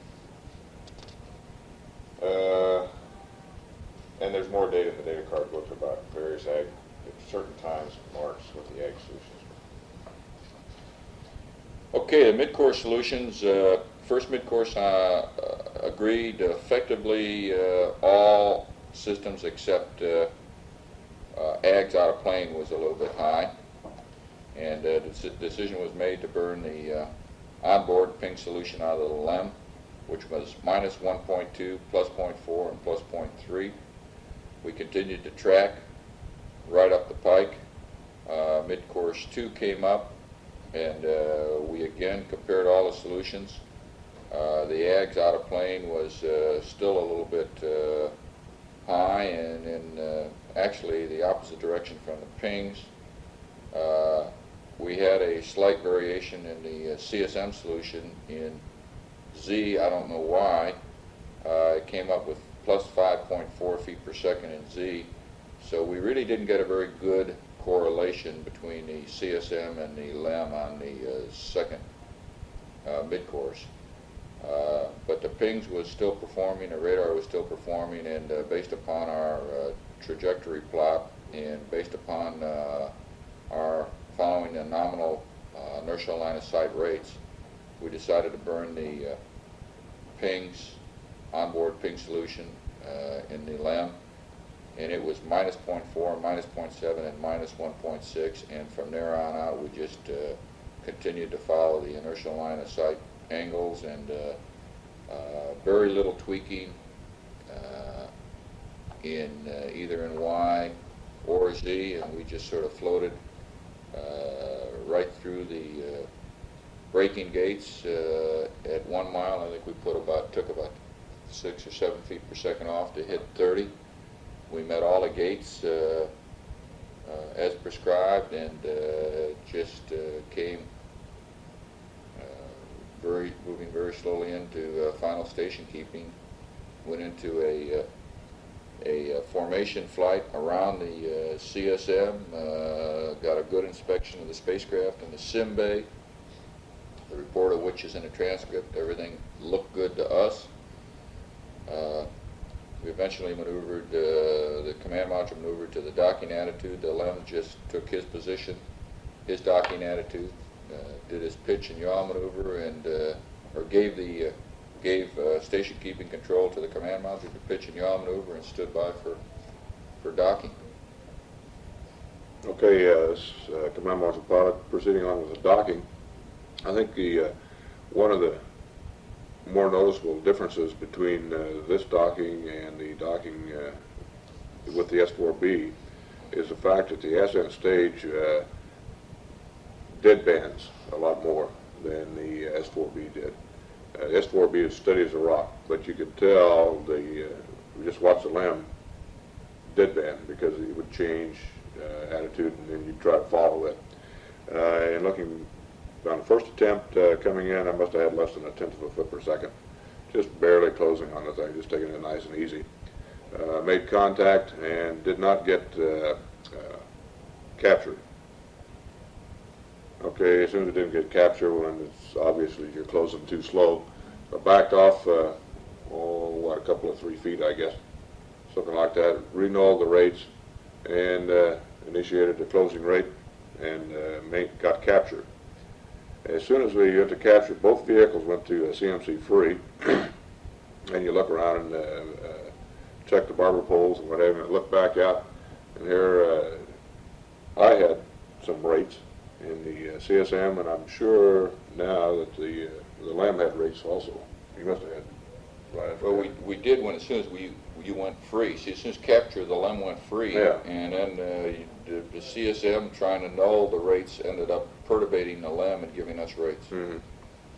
So we finally gave up on that mode, had the LEM go to attitude hold. And then once you go to attitude hold, then the CSM could null the rates. And we got lined up and attempted the hard docking, no problem. Probe retract came back. This time it didn't sound like it was as much of a ripple fire. It was more of a, and it was a quicker docking, or a quicker hard dock than it was the previous time. You got any more tape? Okay. Yeah, we're still moving. Okay, I want to say something about visual sightings during a rendezvous. I was able to, from the LEM, I was able to see the command module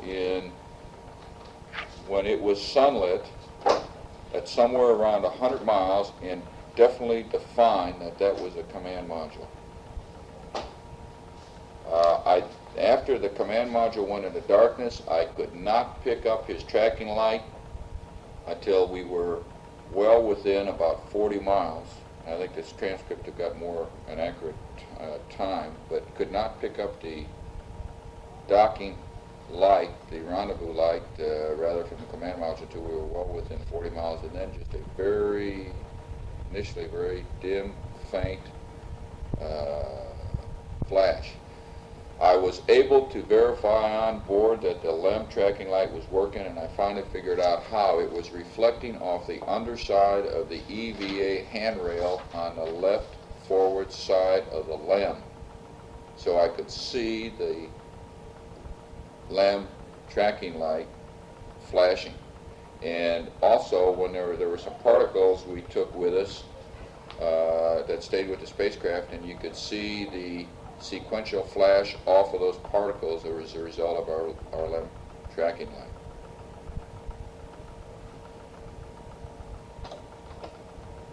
Okay, this is the command module pilot. I've already mentioned in section 11.0 about the visibility of the lunar module through the optics. I got down here. Let's see. Anything else to add about photography and television? The photography on the LEM, we'll just have to wait and see how it turned out. I took a lot of footage. Actually, we put it on not only the Ascent mag, but we put it on another mag. We had part of the mag built. So, and that includes a sim bay. Right along, we did have a Hasselblad on board, so we have a lot of Hasselblad photography of the rendezvous and some lunar surface stuff in the process of it. Okay, post-docking check, like we're going to 13.0, lunar module jettisoned through TEI. Post-docking check and pressurization. Well, first of all, I guess you said you had every latch made this time, right? Every latch worked done. All 12 docking latches worked. Okay. That sounds like there's something to do with the mass of the other vehicle involved here. The general comment I want to make about the post-docking operations is that throughout the rendezvous, both pilots in the LEM kept their helmets on for dust, keep the dust out primarily. The commander took off his gloves almost immediately after insertion and flew the entire rendezvous that way. You took yours off sometime later. I kept mine on after we'd done a lot of transfer. I can't remember exactly. Kept your gloves on too? You kept your gloves? Okay. After insertion, I did most of my pre-insertion work with the gloves on because I didn't want to take the time. I want to get that initial ag solution, and I could get that fairly rapidly with the gloves. And I didn't take the gloves off until maybe 10 or 15 minutes after insertion. But I kept the helmet on all the way through most of the transfer, just to avoid breathing the dust because I'd had the irritation, sinus irritation on the surface. And the commander kept the helmet on throughout the rendezvous, and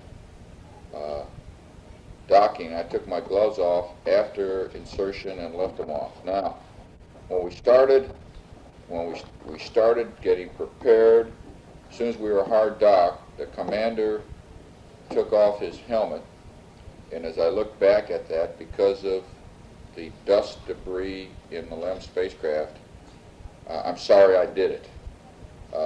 I could have left the helmet on, and I would have had a lot less, not troublesome, but it was just eye and mouth type of irritation. You knew you were in a very heavily infiltrated atmosphere on the LEM because of the lunar dust. Although I don't know how much lunar dust previous flights had, but I think we saved a great deal of grief by sweeping all the dust we could find on the floor into the holes and putting our tape covers over those holes. I think that had to help a great deal because there was an awful lot of dust on the floor that we didn't see. So commander had his helmets and gloves off throughout the entire transfer. Basically, the way we handled the transfer was the way we had planned. I think the LEM pilot did most of the preparation of the gear in the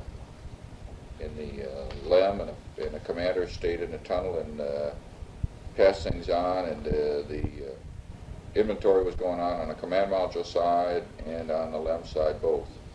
We vacuumed each other's suits the best we could, and everything else that got supposedly transferred unbagged or uncovered. This is the LMP, and in spite of the CMP's comments to the contrary, I think we got things remarkably clean, and there wasn't an awful lot of dirt in the command module coming back. Really was. Oh, that's true. I didn't want to lose that impression. Okay. Contrast, he may have thought it was dirty, but I was surprised we were able to keep the level of, pardon the expression, contamination of the command module down. That atmosphere that the commander was referring to in a LEM after he took his helmet off, I could go halfway through the tunnel and stick my head up into the command module, and it was a totally refreshed unpolluted atmosphere up there, and it never did get polluted. I think having that vacuum cleaner running in the limb had a lot to do with keeping the flow in the other direction and filtering out the air. I did too. We never did vacuum in the command module because it just wasn't necessary. It wasn't necessary to vacuum in the command module at all. And the suits were noticeably cleaned by the vacuum cleaner. You could tell you were pulling stuff off of them, although they were still dirty, and every other subsequent time we handled them, we got our hands dirty. But I think most of the tree dust was taken care of. We effectively stayed on a transfer list. I say effectively throughout that transfer. However, some things got transferred out of order and got temporarily stowed in the command module, but we effectively used the transfer list as not as a cookbook, follow recipe type of thing, but as an inventory list. And we inventoried it several times from both ends and found out that we were satisfied we had everything transferred, and then pressed on with the LEM closeout. LEM closeout went nominal. We got back into the LEM, or into the command module, and the commander closed out the LMP closed out the LEM, and for convenience, the commander effectively went back and closed out the LEM hatch, put in a command module hatch. Because of the slow tunnel vent, or the long duration of tunnel vent, the commander stayed in the tunnel, the LMP in his seat and the CMP in the left seat. We suited up and got prepared for our integrity check, and as soon as the LEM tunnel vent was complete and we were satisfied with the integrity of the hatch, we went into the suit integrity checks. Yeah, this is CMP. Let me make another comment on the tunnel vent time. I'll bet it must take, and I'm not sure this is correct, but I bet at least 3 or 4 times longer than the simulator is for the tunnel vent move. And I think that's going to be applicable to Skylab because of their docking. They're going to have to vent before they end dock. It took quite a while. But tunnel closeout was easy. We had no drogue and no probe, which were stowed in the LEM for LEM jet.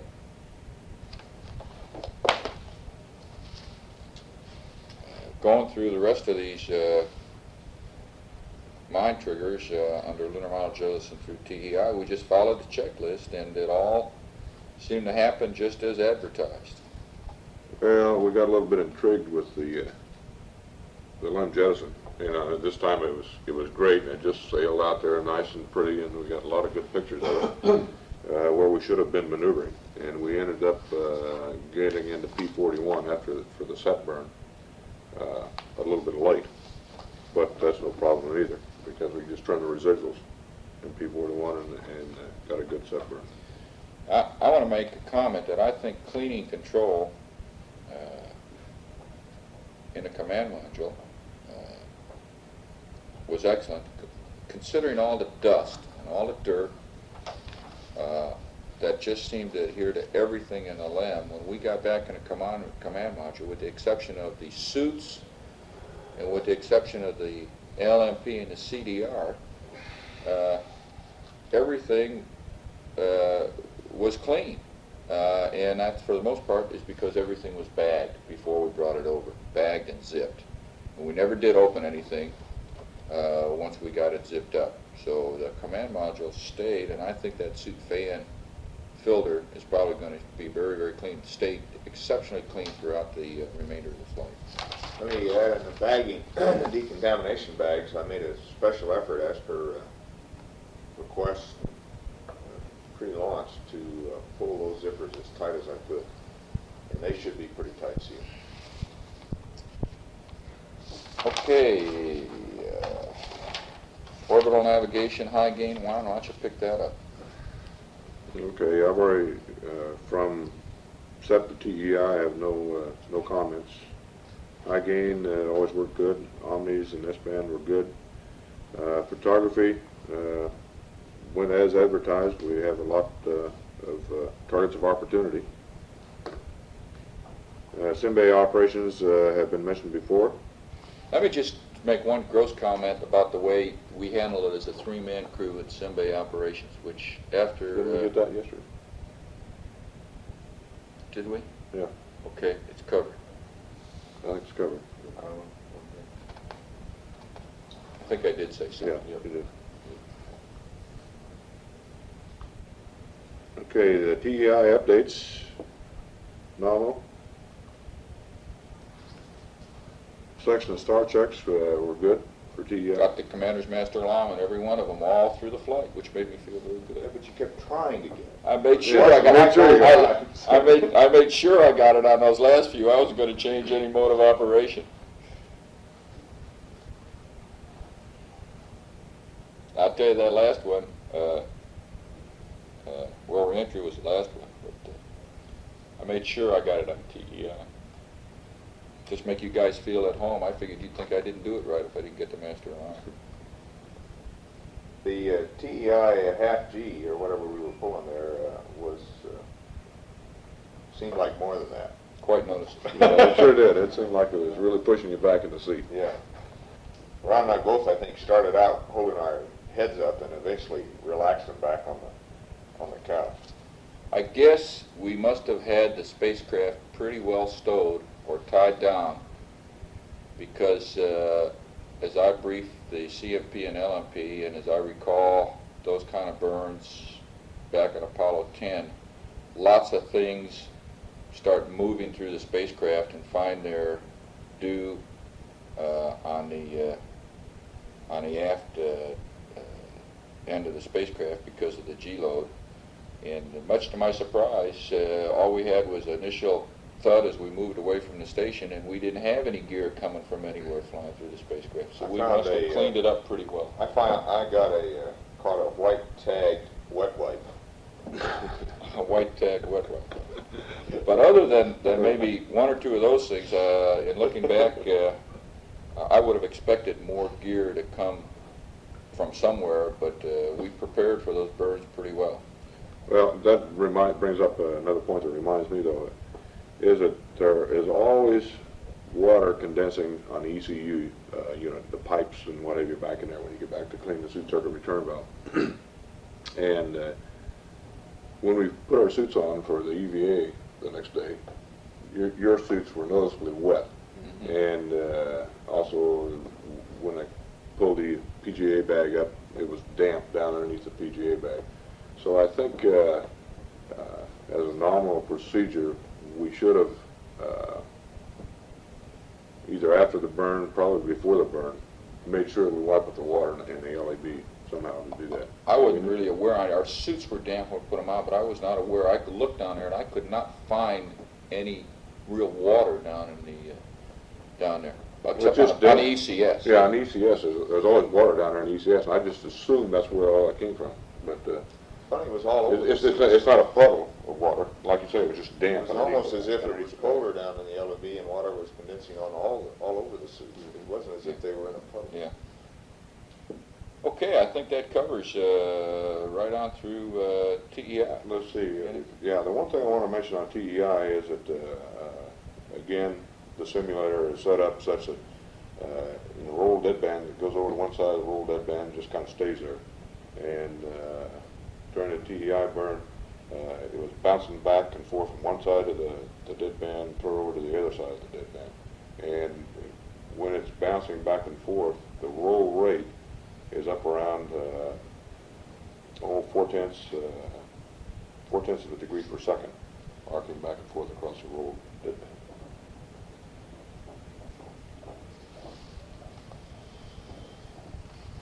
Okay, 14.0 Trans-Earth Coast, and the thing that I just realized we've neglected to say anywhere about systems, I'd like to mention chlorination at this point in time.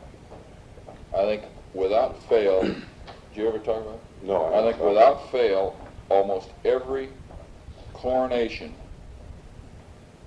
leaked. Sometimes larger quantities of water, other times just small quantities of water. And I'll tell you where it leaked. Water or chlorine?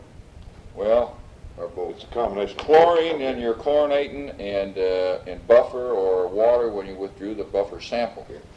but where it leaked appeared to me to leak within the ampule itself around the bag, because it was the chlorine, the cylindrical chlorine dispenser that was continually wet. It was not where the dispenser fit into the needle, or where the needle adapter fit into the spacecraft. It was within the barrel chlorine dispenser itself, and we continually, chlorination was a case of always cleaning your hands with chlorine, because you always had it available down there within that dispenser, and in some cases you had larger quantities of water that had to be wiped up with a tissue.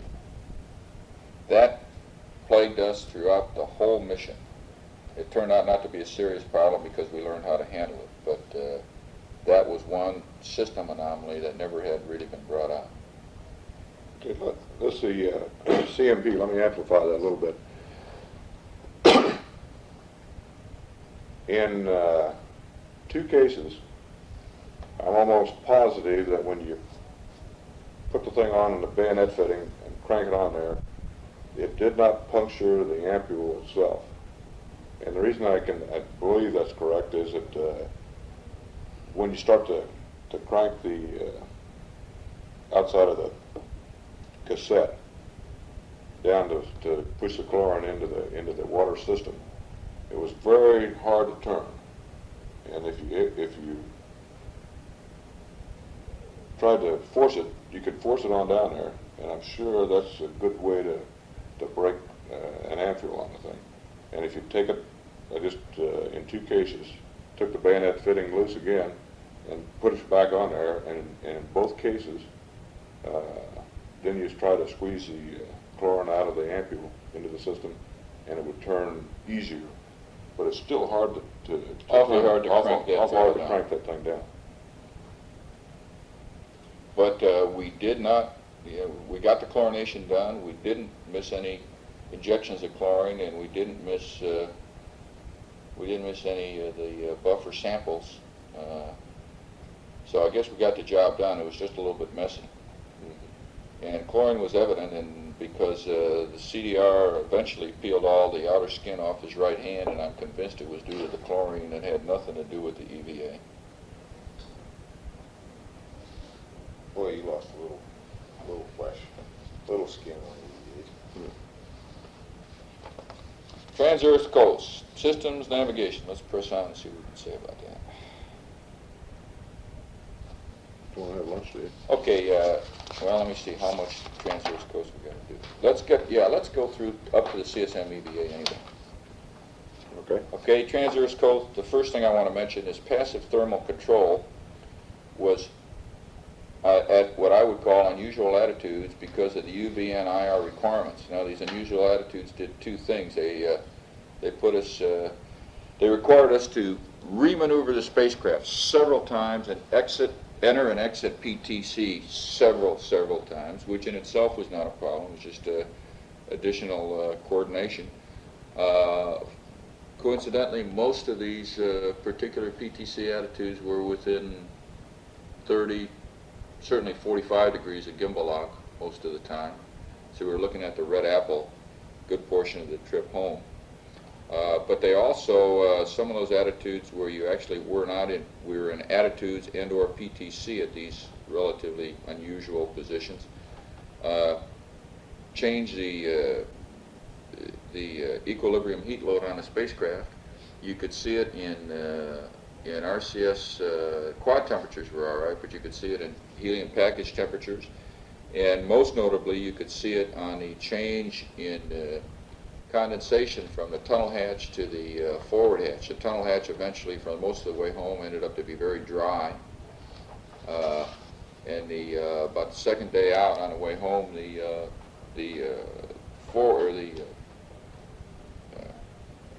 center hatch got soaking wet to the point that I even took a dry rag and wiped off some of the latch components and some of the gearbox components externally. Not that it did any good, but there was just that much water on it. I think this is all due to the PTC attitudes required for the Simba experiments on the way home. It was colder in the spacecraft too. Oh, yes, it was colder in the spacecraft. Not as cold as the commander thought it was. But That's it was right. Cold enough to warm up. On the commander's orders.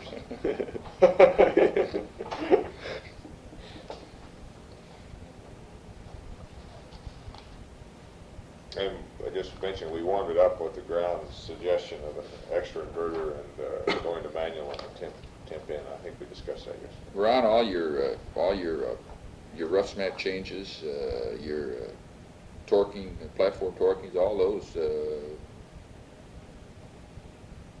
went very well, I thought. They went great, really well.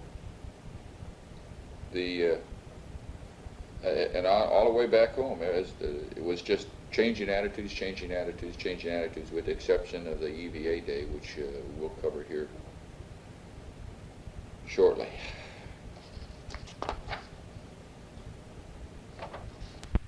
CSM EVA. Okay, on EVA prep, I think the only anomaly we came across was the CMP's, well, let's see, on EVA prep, but we really didn't have any. We didn't know anything at that point. On the, I was going to say on the CMP's compare.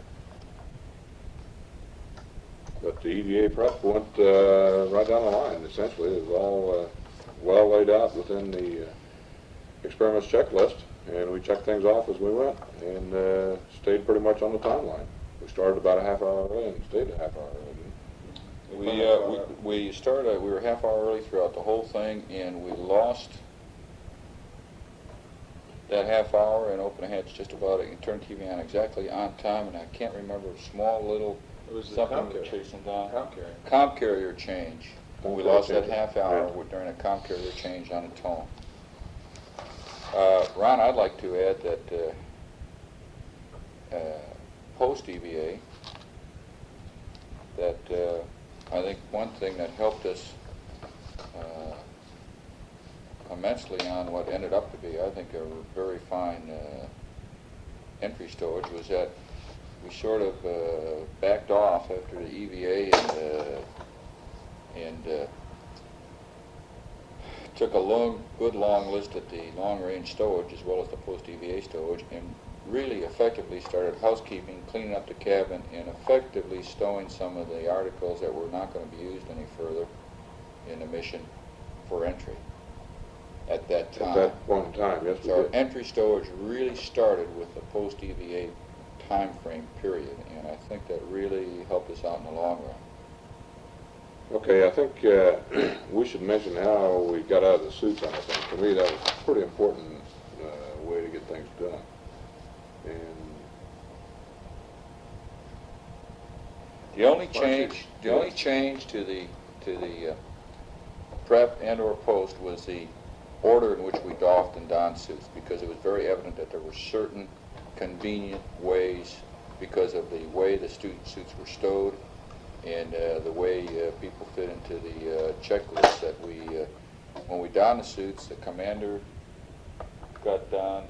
You got him first. And I did, and Then the LMP and the CMP got donned last, and it worked out very fine that way. Plus, the CMP had less work to do in his suit, which also aided him in the long run. When we doffed, I went first. the LMP Yeah, because I was stuffing a went suit. first, Okay, then you. then the CDR, and then the CMP. And that wasn't exactly the way it was called for, but that's the way it worked out. that's the way it worked out the best. And we stowed our suits in the L-shaped bag prior to putting the center couch back in, which was another good decision, I believe, in helping us get the suit stowed back in that L-shaped bag. Go ahead. Okay, let's go on down cabin depress. No problems. A normal depress. Hatch opening. Even though the hatch was completely, or the cabin was completely depressed, I think we're reading zero pressure on the thing. As soon as I opened the hatch, there was enough residual pressure or something inside the spacecraft that it actually tended to pull the hatch out Because out your of my hand. suit is bleeding into the cabin all the time, so you never truly get zero. That's right, you never truly get zero on the thing, but the dump valve was still open. And if I had not been hanging onto the hatch, it would have blown it all the way open. Well, Ron, to give you an idea, on that's not unexpected because it's exactly what we had on the lunar surface. We completely dump the lamp, and I'd still have to break that hatch loose and hold it open about 6 or 8 inches until things just vented, and then I could leave go of the hatch and open it all the way. If I didn't, it would slam back closed. So we had an inward. Oh yeah, different type of. So it was basically the same thing. You got to open it and really let things get down to zero. Okay, well, when I opened the hatch, then all of the excuse me, all the little ice crystals and everything started flowing out. A pin went floating by, and something else went floating by. Wasn't quite sure what it was. But there's all kinds of little particles and pieces start coming out through the hatch. But I sure didn't see. I looked specifically for the scissors. I didn't see any scissors go out that hatch. I hate to say it. None of them went by my watch. I didn't. None of them went by me. Ron, I'd like to say that they went out the hatch, but I sure didn't see them go. Sure, you didn't see them go by? I didn't see. I caught the one thing and started to go by me, and we put it in your pocket. You got it. Okay. Twist straight. Okay, once all the particles and junk was out of the way, then you just push the hatch open. We had disconnected the counterbalance with the tool B there, so that we locked the hatch in the open position. So I just shoved it open, and it went beyond the center position and locked in the open position with no problems. Egress had a tendency, I guess, just like any other thing, it seems like you want to float up. And I had a tendency to float up against the MDC and had to consciously duck and get my face as close as I could to the bottom of the hatch in order to get the OPS past the MDC and get on out. TV and DAC installation worked fine. I could hang on with the right hand on the hatch, the great big D handle on the hatch, and with the TV pole on my left hand, and it worked out real fine. Just stick it in there and then line it up with the mark and make sure it was locked in or clamped in. And then climbed on up the pole to turn the TV on, or turn the DAC on.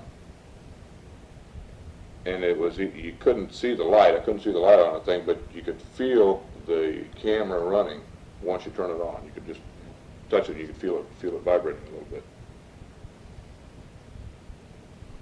The lunar sounder cassette retrieval, I think that should be on the onboard or on the air-to-ground tapes. As I was describing most everything that was going on, there's no problem. The pan camera cassettes were next. No problem on the pan camera cassettes. In the pan camera, it's obviously a bigger mass, and it's quite apparent when you try to move that big mass around that it is heavier and it weighs more than the other things. It's easy to move, but it just takes a little more effort to get it started. And you know that if you ever get it started in one direction, it's going to keep on going. You have to stop it. So I just moved everything real slow, tried to keep it under control. Mapping camera cassette had the same problem I had in the Simbay C² S², getting the thermal cover off. It's stuck underneath the mapping camera laser altimeter door. But there was no real problem. I had the feet in the shoes, just give it a big jerk, and then it finally came off. Simbay inspection, that's all covered in the onboard, the air-to-ground tapes. TV and DAC removal, again, was real simple. Just had to squeeze the lever and TV came out, and it was easy to hang on with one hand and maneuver the TV around and point it toward the moon, because I didn't have to worry about shining it into the sun. When I tried to, again, hang on with one hand and point the TV around toward the Earth, the Earth was, well, maybe 10 or 15 degrees, probably 15 degrees from the sun. And I tried to be a little more accurate on the thing, and when I did that, then I lost, kind of effectively really lost control of my body position, because I was trying to I think, maneuver the camera.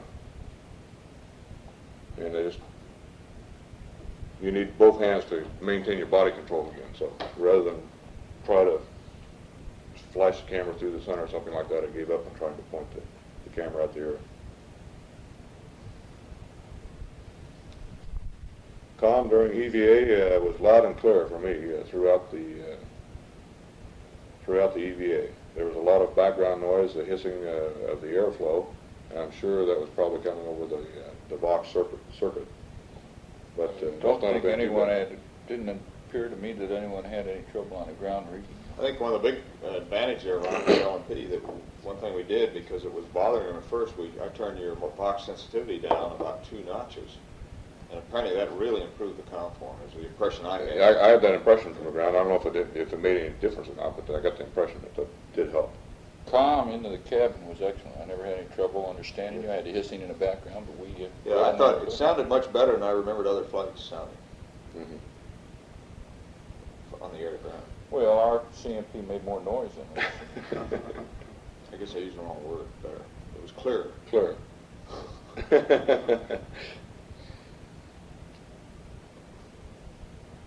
Ingress seemed to me like it was easier than the egress. Yeah. For some reason. Hatch closing was harder than I anticipated. And I guess maybe this is the same reason, is that I must have been exhausting into the cabin all the time. And just the hatch would come closed to within about an inch of closing on the outer edge, and then it took an effort to pull the hatch closed so that you could activate the latching handle, so that you could get the latches over center. Of course, once you got the first stroke on the latching handle and got the latches over center, then it's real easy. Just a couple more cranks on the hatch closing. Cabin repress was nominal. Let me add my comments here. This is L&P. All I did was work in the hatch area, and I want to emphasize, I think what everybody has always said, is that you do your best work when you take things slow and easy and just let yourself move yourself in small increments to where you want to go. You can turn and dip and raise yourself up. And I think it's also useful for any cabin hatch or port operations to have somebody else available to push you out on your tether as far as you want to go, or pull you in. It just eases the operation. Gene was doing this occasionally for me.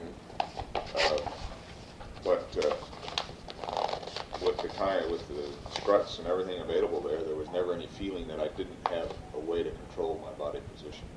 Sometimes it took a few seconds to get it where I wanted it, but it was clear. The one thing, invariably, every time I went back inside, I had this 90-degree disorientation feeling for a few seconds, until I got the perspective of the cabin again and said, okay, that's right. And I get back in, and then I'd go back outside, and I come back in again, and then once again it seemed as if the cabin had rotated 90 degrees to my perspective.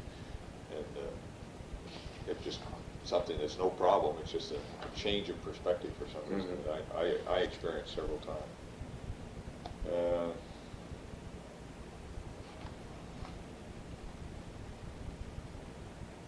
I guess the biggest problem working in that angle for me, sun angle, or attitude, was I had the sun full face. You had the sun in your eyes most of the time. And so it made it hard to look in detail and see what you were doing. You were clear image. You were there, and I could see every major operation do it, but if I had to specifically see details, it was... Oh, I know, one point I wanted to make also was that I had no awareness whatsoever that I had an umbilical on my back. I never got the feeling that the umbilical was tugging on me, restricting my movements, or anything. I didn't even know it was there. And did you observe at any time, did the umbilical ever get tangled around my feet? The umbilical was easy to tend, and I frankly don't remember a single time when I had to clear it. There may have been one. Somebody I have a vague impression that one time I asked you to hold up, or maybe I didn't say anything. I just moved it away from a handhold or something. But the umbilical was very didn't tend to snake around, and it was you seemed to have everything you needed on it. It worked out real good. Problem at all. I didn't even know it was there. I guess that's the point I was making. Is that really being tied to the umbilical does not restrict your movement or give you a feeling that it is restricting your movement at all. Suit doffing and storage, I think we've already discussed that. This is continuing on the EVA part of it, but oh no, this is a different section here, suit doffing and storage. We've already mentioned the suit doffing and storage. The light flash phenomena,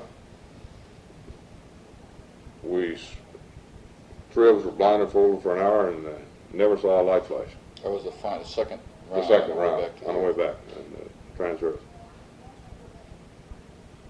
Eating, resting, exercise, and comfort. Let me add to the light flashes, LP, that that evening, I guess it was, I did see them again, falling asleep. So I did too. So there was just that period, apparently, during the actual experiment that for some reason they weren't visible.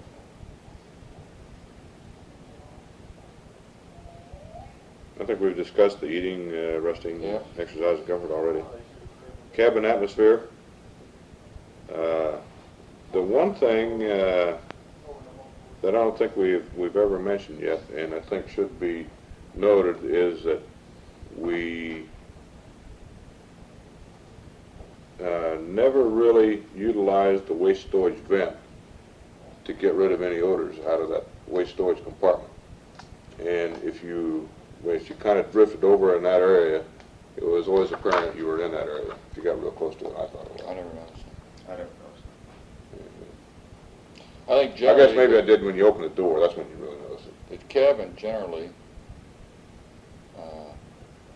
turned over the atmosphere in pretty good style. It got saturated sometimes with gas, and it took a few minutes. But once the source of that gas was plugged up, the cabin did a good job of recirculating and cleaning out the. I think it did. I think real good. Flight plan updates were super. The flight plan was excellent, and they were held to a minimum, and we really didn't change any part of the entire flight except a few dates and times and what have you here and attitudes. But other than that, it was really at a minimum. Let's say the entry preparations really began after EVA and continued all through the next day.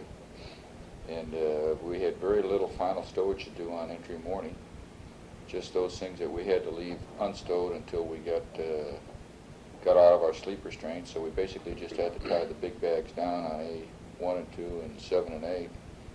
And final entry preparations went by the checklist.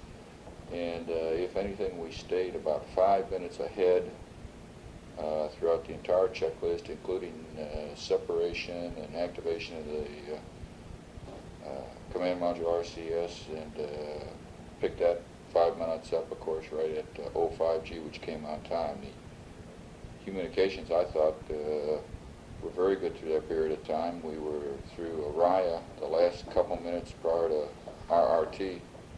And I understand now the ground heard everything we said right on through blackout, into blackout.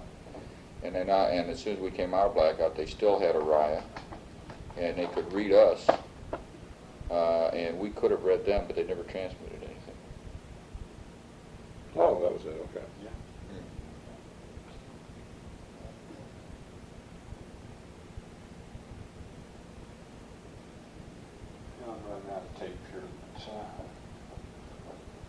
No, I can't think of anything else. Well, on the corridor checks, we got Horizon and Moonset, right? Yeah. Without any, with problem of looking, but. But we had them all, and they all were within seconds of the actual time. They were all within seconds, and in this CMS, I'd always look for the 2G when the corridor light would go out, though. I didn't even notice it in the flight. So I was either watching something else, I must have been checking the EMS or the